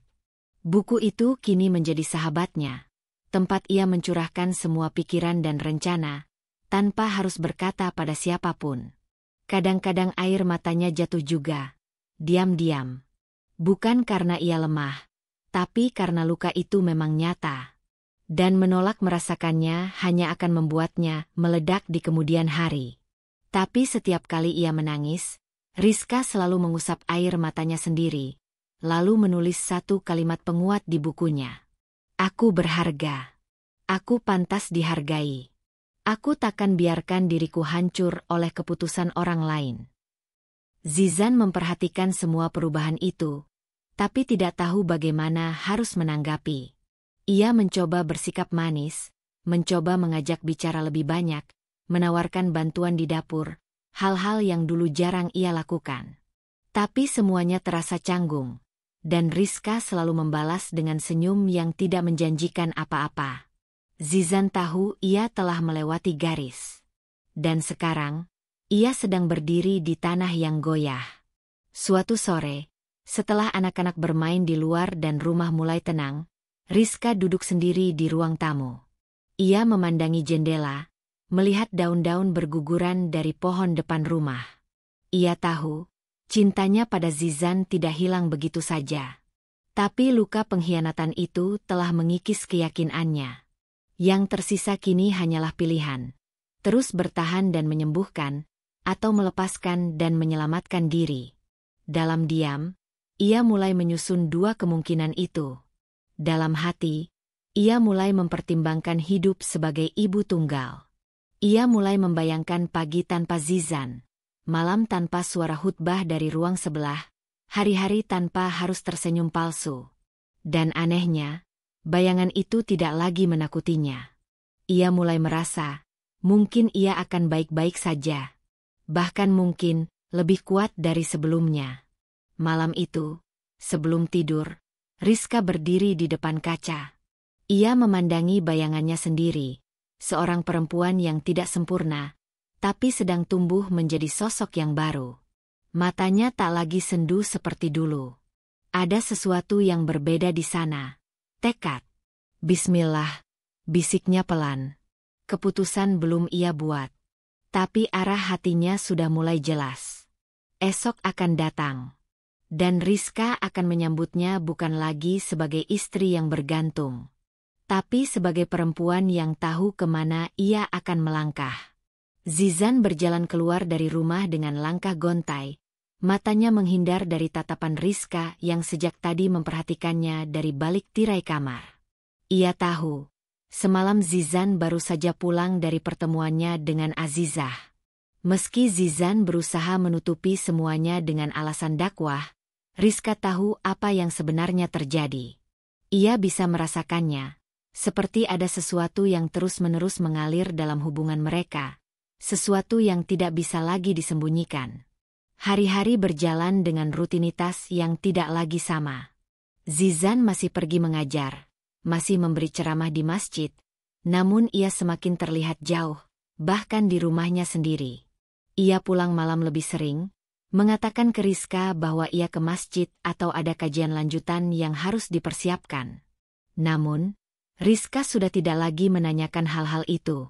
Ia tidak ingin terlihat terlalu khawatir, karena Zizan sudah terbiasa dengan kebebasan yang ia berikan. Namun malam ini, Rizka tidak bisa lagi menahan rasa sesak di dadanya. Zizan kembali terlambat pulang. Sudah hampir pukul 2 pagi dan ia baru saja masuk ke rumah dengan wajah yang tampak lelah dan cemas. Tidak ada satupun kata sapaan yang terlontar dari bibirnya. Rizka bangkit dari tempat tidurnya. Ia menyusuri lorong gelap menuju ruang tamu, di mana Zizan baru saja melepaskan jasnya. Langkahnya terhenti ketika ia melihat Zizan yang menunduk, sibuk dengan tasnya, seolah tidak ingin bertemu dengan matanya. Zizan. Rizka memanggilnya pelan, namun suaranya cukup kuat untuk memecah keheningan malam itu. Zizan terdiam, lalu mengangkat wajahnya, mencoba tersenyum meski ia tahu senyum itu tidak mampu menutupi ketegangan di antara mereka. "Ada apa, sayang?" tanyanya, suaranya terdengar seperti biasa, meski jelas ada kegugupan yang melingkupi. Rizka menatapnya tajam. "Kamu baru saja bertemu dengannya, kan? Azizah." Zizan terkejut. Sesaat, ia terdiam, lalu mengalihkan pandangannya. "Rizka, itu bukan urusanmu." Rizka tidak menjawab, hanya menatap Zizan dengan mata yang kini terasa lebih dalam. "Aku tahu semuanya, Zizan. Aku tahu kamu masih bertemu dengannya. Aku tahu kamu masih menjalin hubungan dengannya." Zizan menghela napas panjang, berusaha menenangkan dirinya. Ia tahu waktunya telah tiba, waktu yang ia takuti untuk menghadapi kenyataan ini. "Rizka, aku..." Jangan bohong lagi, Zizan. Rizka memotong. Aku sudah tahu dari dulu. Aku hanya memilih diam, menunggu kamu untuk datang dan mengakui semuanya. Tapi ternyata kamu memilih untuk terus menyembunyikan. Menganggap aku bodoh. Zizan menggelengkan kepala. Matanya mulai terlihat berkaca-kaca. Aku tidak bermaksud seperti itu. Aku khilaf, Rizka. Aku tidak tahu bagaimana harus memulai. Aku bingung. Bingung. Rizka menatapnya dengan kebingungannya sendiri. Kamu bingung? Selama ini kamu mengajarkan orang tentang kejujuran, tentang amanah. Tapi kamu sendiri malah mengkhianati semua itu. Kamu menghancurkan kepercayaan yang aku berikan padamu. Zizan terdiam, dan diamnya itu lebih menyakitkan daripada perkataan apapun. Rizka merasakan sesuatu yang semakin menggerogoti hatinya. Bukan hanya karena pengkhianatan itu, tetapi juga karena Zizan tidak berusaha untuk memperbaikinya. Ia hanya terdiam, berharap waktu bisa memperbaiki semuanya. Rizka merasa kelelahan, tidak hanya fisik tetapi juga batin. Ia merasa seperti sedang berjuang sendirian. Ia lelah melihat Zizan yang masih tenggelam dalam kebohongannya sendiri, sementara ia hanya bisa diam dan menahan amarah yang semakin membakar. Aku tidak tahu sampai kapan aku bisa bertahan, Zizan, Rizka berkata, suaranya bergetar. Aku tidak tahu sampai kapan aku bisa hidup dalam rumah tangga yang penuh dengan kebohongan. Aku ingin tahu, apakah kamu pernah berpikir tentang aku? Tentang kami? Zizan menatap Rizka, matanya penuh penyesalan. Namun, penyesalan itu sudah terlambat. Rizka sudah merasa terlalu banyak dikhianati. Ia mulai berpikir, apakah ini adalah akhir dari semuanya? Aku butuh waktu, Zizan, lanjut Rizka. Aku butuh waktu untuk memikirkan semuanya. Aku tidak tahu apakah aku bisa melanjutkan hidup seperti ini. Zizan mendekat, mencoba meraih tangan Rizka, tapi Rizka menariknya cepat. Jangan sentuh aku. Aku lelah. Zizan terdiam lagi, menundukkan kepalanya. Aku akan memperbaiki semuanya, Rizka. Aku janji. Tapi janji itu terasa hampa. Rizka sudah terlalu banyak mendengar janji yang sama sebelumnya, dan semuanya hanya berakhir dengan kekecewaan. Dengan langkah yang berat, Rizka berbalik dan berjalan menuju kamarnya. Malam itu, ia tidak bisa tidur. Pikirannya dipenuhi dengan pertanyaan-pertanyaan yang tak terjawab. Apakah aku akan terus bertahan? Apakah aku bisa memaafkan Zizan? Apakah rumah tangga ini masih layak dipertahankan? Namun satu hal yang pasti, malam ini Rizka merasa lebih lelah dari sebelumnya. Dan itu adalah tanda bahwa ia harus mengambil keputusan, lebih cepat daripada yang ia kira. Pagi itu, suasana rumah terasa sunyi. Udara di luar tampak sedikit lebih gelap dari biasanya, seolah mencerminkan hati Rizka yang sedang diliputi kebingungan dan kesedihan. Ia sudah tidur beberapa jam, namun matanya tetap terjaga, berpikir tentang semuanya yang terjadi dalam beberapa waktu terakhir. Zizan, suaminya, masih belum memberikan jawaban yang memuaskan, jawaban yang bisa menenangkan hatinya yang sudah semakin terluka. Setelah memutuskan untuk tidak lagi tinggal dalam bayang-bayang kebohongan, Rizka tahu satu hal, ia harus mengambil langkah yang lebih tegas. Tidak bisa lagi berlarut-larut dalam rasa sakit ini. Ia tidak akan membiarkan dirinya terjebak dalam hubungan yang sudah jelas-jelas rusak. Zizan masuk ke ruang tamu dengan wajah kusut, matanya tampak letih setelah malam yang panjang. Ia sudah mencoba mendekati Rizka, tapi Rizka memilih untuk menjaga jarak. Tidak ada senyum, tidak ada sapaan. Hanya keheningan yang menggantung antara mereka. Rizka duduk di kursi, matanya menatap kosong keluar jendela, seolah memikirkan segala sesuatu sekaligus. Zizan duduk di sebelahnya, mencoba meraih tangan Rizka, tetapi Rizka menarik tangan itu dengan cepat. Rizka, suara Zizan terdengar serak, penuh penyesalan. Aku tahu aku sudah salah. Aku minta maaf. Aku benar-benar hilaf. Rizka menoleh, wajahnya tenang, namun matanya menunjukkan kelelahan yang dalam. Zizan, aku sudah mendengar kata-katamu berkali-kali. Maafmu tidak lagi berarti apa-apa. Semua itu hanya kata-kata kosong. Zizan terdiam, seolah terhimpit oleh kenyataan yang baru ia sadari. Rizka menarik napas panjang, matanya mulai berkaca-kaca. Aku tidak tahu bagaimana lagi aku bisa bertahan dalam pernikahan ini. Kamu sudah menghancurkan kepercayaan yang aku berikan padamu. Zizan. Tidak ada lagi yang tersisa.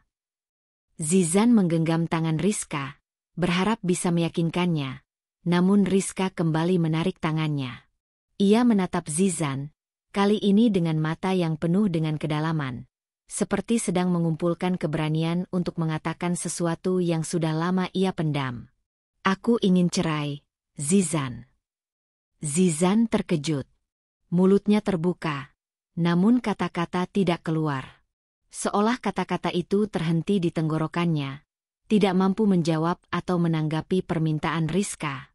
Aku tidak bisa lagi hidup seperti ini, Zizan, lanjut Rizka dengan suara yang sedikit bergetar. Aku sudah lelah dengan semua kebohonganmu, dengan pengkhianatan yang kamu lakukan. Aku sudah berusaha sekuat tenaga untuk bertahan, untuk percaya padamu, tapi ternyata itu hanya membawaku ke titik ini. Titik yang aku tak ingin berada di dalamnya lagi. Zizan menunduk, dan dalam diam itu, Rizka bisa merasakan hatinya sedang hancur. Tidak ada penyesalan di mata Zizan. Tidak ada rasa kehilangan yang terlihat di wajahnya. Rizka merasa seolah ia sedang berbicara kepada seseorang yang sudah mati rasa. Kamu mungkin merasa ini adalah akhir dari segalanya. Zizan akhirnya berkata dengan suara yang pelan, hampir tidak terdengar. Tapi aku berjanji, aku akan berubah. Aku akan memperbaiki semuanya. Rizka, aku tidak ingin kehilangan kamu. Rizka tersenyum kecut, sebuah senyuman yang penuh dengan kepahitan. Kata-kata itu sudah terlalu sering kamu ucapkan, Zizan. Aku tidak bisa lagi percaya pada janji-janji kosongmu. Aku sudah cukup, Zizan. Aku sudah memilih untuk melepaskan. Aku ingin hidup dengan kedamaian. Zizan meraih tangan Rizka sekali lagi, namun kali ini Rizka tidak menariknya. Ia hanya duduk diam, merasakan beratnya keputusan yang baru saja diambilnya. Meskipun hatinya terasa sangat sakit, ia tahu bahwa ini adalah langkah yang benar. Tidak ada lagi kebahagiaan yang bisa ia harapkan dari Zizan. Tidak ada lagi cinta yang bisa ia terima, hanya kebohongan yang terus berulang. Rizka menatap Zizan dengan tatapan yang penuh tekad. Kamu boleh mencoba untuk berubah, Zizan, tapi itu tidak akan mengubah keputusan ini. Aku ingin cerai. Zizan menggigit bibirnya, matanya mulai memerah. Rizka, aku mohon, jangan lakukan ini. Aku akan berusaha berubah. Aku akan mengakhiri semuanya dengan Azizah, aku janji. Rizka memandang Zizan dengan mata yang penuh kepedihan, namun juga dengan keberanian yang luar biasa. Aku tidak ingin menjadi bagian dari hidupmu yang penuh kebohongan. Aku sudah memilih untuk pergi, Zizan. Zizan terdiam, tidak bisa lagi mengucapkan sepatah kata pun. Rizka berdiri dari kursinya, mengambil tas kecil yang sudah ia persiapkan sejak tadi. Ia tahu langkah ini tidak akan mudah, tetapi ia tidak bisa terus mengabaikan perasaannya sendiri. Ia berbalik dan melangkah menuju pintu, meninggalkan Zizan yang terdiam di ruang tamu. Saat Rizka membuka pintu, ia berhenti sejenak dan menoleh. Aku ingin kamu tahu, Zizan, katanya dengan suara yang hampir tidak terdengar. Keputusan ini adalah yang terbaik, baik untukmu maupun untukku. Dan dengan itu, Rizka meninggalkan rumah yang pernah ia sebut rumah tangganya, menuju kehidupan baru yang penuh dengan ketidakpastian. Namun, satu hal yang pasti, keputusan ini adalah langkah pertama menuju kebebasan. kebebasan dari segala kebohongan dan pengkhianatan yang telah merusak hatinya. Hari-hari pertama setelah perceraian itu adalah hari-hari yang penuh dengan kebingungan dan kesendirian. Namun, bagi Rizka, meski hatinya masih terasa terluka, ada semangat baru yang muncul dalam dirinya. Semangat untuk membangun kehidupan baru yang lebih baik bersama anak-anaknya, jauh dari bayang-bayang Zizan dan semua kebohongan yang telah merusak rumah tangganya. Setiap pagi, setelah menyiapkan sarapan untuk kedua anaknya, Rizka selalu mengajak mereka untuk berjalan-jalan di taman dekat rumah. Suasana di sana, yang penuh dengan kicauan burung dan udara pagi yang segar, memberikan ketenangan yang sangat ia butuhkan. Ia tidak lagi memikirkan Zizan atau Azizah. Semuanya telah berakhir, dan ia harus menghadapi kenyataan itu. Anak-anaknya, Izzah dan Akil, yang sebelumnya sering melihat kecanggungan antara dirinya dan Zizan, kini tumbuh dalam lingkungan yang lebih damai. Rizka tahu bahwa perceraian bukanlah jalan yang mudah, terutama untuk anak-anaknya. Namun, ia juga sadar bahwa kebahagiaan mereka tergantung pada kebahagiaan dirinya sendiri. Dan untuk mencapai itu, ia harus melepaskan masa lalu yang penuh kepedihan.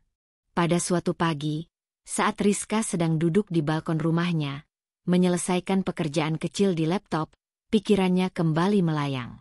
Zizan dan Azizah, mereka telah menikah. Rizka mendengar kabar itu melalui teman-temannya, dan meski hatinya sempat tertusuk, ia berusaha untuk tidak terlalu memikirkan mereka. Setelah perceraian, Zizan menikahi Azizah dengan cepat, seolah-olah tak ada jeda waktu untuk merasakan penyesalan atas semua yang telah ia lakukan. Rizka menghela napas, mencoba untuk melepaskan perasaan yang seolah tertinggal di sana. Ia tahu, dalam hatinya, bahwa ini adalah yang terbaik. Zizan telah memilih jalan hidupnya, dan sekarang Rizka pun memilih untuk maju. Ia memfokuskan pikirannya pada anak-anaknya, yang semakin tumbuh besar dan membutuhkan perhatian penuh darinya. Namun, meski Rizka berusaha keras untuk tidak memikirkan Zizan dan kehidupan barunya, ada beberapa saat ketika bayangan itu datang begitu saja. Begitu saja, tanpa izin. Pada malam-malam yang sunyi, ketika ia berbaring di tempat tidur, Rizka sering teringat akan kenangan manis dan pahit dengan Zizan. Bagaimana mereka dulu pernah bahagia. Bagaimana mereka pernah bercanda, dan bagaimana ia pernah sangat mencintainya. Tapi sekarang, semua itu hanyalah kenangan yang telah berlalu. Suatu sore, setelah beberapa minggu, Rizka sedang bersama anak-anaknya di taman saat ia menerima pesan singkat di ponselnya. Tanpa berpikir panjang, ia membuka pesan itu. Ternyata, itu adalah kabar tentang pernikahan Zizan dengan Azizah. Pesan itu datang dari seorang teman lama yang mengetahui keadaan Rizka. Zizan sudah menikahi Azizah. Mereka sekarang tinggal bersama, dan sepertinya semuanya berjalan lancar. Semoga kamu baik-baik saja, Rizka. Pesan itu membuat perasaan Rizka kembali terguncang. Namun, ia berusaha untuk tetap tenang. Ia menatap anak-anaknya yang sedang bermain di taman, dan sebuah senyum tipis terbit di wajahnya. Anak-anaknya, mereka adalah segalanya. Mereka adalah alasan kenapa ia masih bisa bertahan hingga saat ini. Zizan dan Azizah bisa saja menikah, tapi Rizka tahu satu hal yang pasti, ia tidak akan pernah kembali lagi ke dalam kehidupan Zizan. Itu bukan hidup yang ia inginkan. Kehidupan bersama Zizan penuh dengan kebohongan, selingkuh, dan rasa sakit. Kini, setelah berbulan-bulan sejak perceraian, Rizka merasa lega. Ia merasa bebas. Setelah pesan itu, Rizka tidak lagi memikirkan Zizan terlalu dalam. Ia berusaha fokus pada kehidupan barunya. Pada pekerjaan, pada anak-anak, pada mimpi-mimpinya yang kini mulai ia usahakan kembali. Hidup yang sebelumnya didominasi oleh kebohongan, kini penuh dengan peluang dan kebebasan. Ia bisa memilih jalannya sendiri, tanpa harus terikat pada masa lalu. Di sisi lain, Kehidupan Zizan dan Azizah berjalan sesuai dengan apa yang mereka inginkan. Mereka tinggal di sebuah rumah yang tidak terlalu besar, tetapi cukup nyaman. Zizan yang dulu berprofesi sebagai ustadz, kini semakin sibuk dengan kegiatan keagamaan dan ceramahnya. Azizah, dengan penampilannya yang selalu tertutup dengan cadar, kini menjadi seorang istri yang penuh pengabdian, seperti yang diinginkan Zizan. Meskipun ada beberapa desas-desus tentang kehidupan mereka, Zizan selalu memastikan bahwa ia menunjukkan citra yang baik di depan publik. Namun, meskipun tampaknya bahagia, Zizan tahu dalam hatinya bahwa ada yang hilang. Ada kekosongan yang tidak bisa ia penuhi, meskipun ia telah menikahi Azizah. Tidak ada lagi Rizka di sisinya. Tidak ada lagi senyum manis dari istrinya yang dulu. Semua itu sudah menjadi masa lalu, sebuah kenangan yang tidak bisa ia kembalikan. Tetapi Zizan tetap maju, berusaha untuk meyakinkan dirinya bahwa ia telah membuat pilihan yang benar. Sementara itu, Rizka terus melangkah. Ia mulai mencari peluang kerja baru, bergabung dengan komunitas wanita yang mendukung satu sama lain, dan mulai mengejar impian-impian yang sempat tertunda. Ia tahu bahwa hidup tidak akan selalu mudah, tetapi ia merasa lebih kuat sekarang. Anak-anaknya mulai tumbuh dengan lebih bahagia, lebih ceria, dan Rizka tahu bahwa ia telah membuat keputusan yang tepat. Hari demi hari, Rizka semakin yakin dengan jalan yang telah ia pilih. Tidak ada lagi ruang untuk Zizan di hatinya. Tidak ada lagi keinginan untuk kembali ke dalam kehidupan yang penuh kebohongan dan pengkhianatan. Ia merasa seperti seorang wanita yang baru dilahirkan kembali, lebih kuat, lebih mandiri, dan lebih siap untuk menghadapi dunia. Terkadang, dalam hidup, kita dihadapkan pada situasi yang sangat sulit dan penuh kebingungan, seperti apa yang dialami Rizka dalam cerita ini. Kehidupan tidak selalu berjalan sesuai rencana, dan terkadang kita harus menerima kenyataan yang pahit. Namun, ingatlah bahwa setiap perjalanan, baik itu penuh suka maupun duka, adalah bagian dari proses kita tumbuh dan menemukan kekuatan dalam diri kita. Jangan biarkan masa lalu menghalangi langkahmu ke depan. Setiap keputusan yang kita buat, meski sulit, akan membawa kita pada kehidupan yang lebih baik. Terkadang, keberanian untuk melepaskan adalah langkah pertama menuju kebahagiaan yang sejati. Jika kamu sedang berada di titik terendah, percayalah bahwa kamu memiliki kekuatan untuk bangkit dan mulai lagi.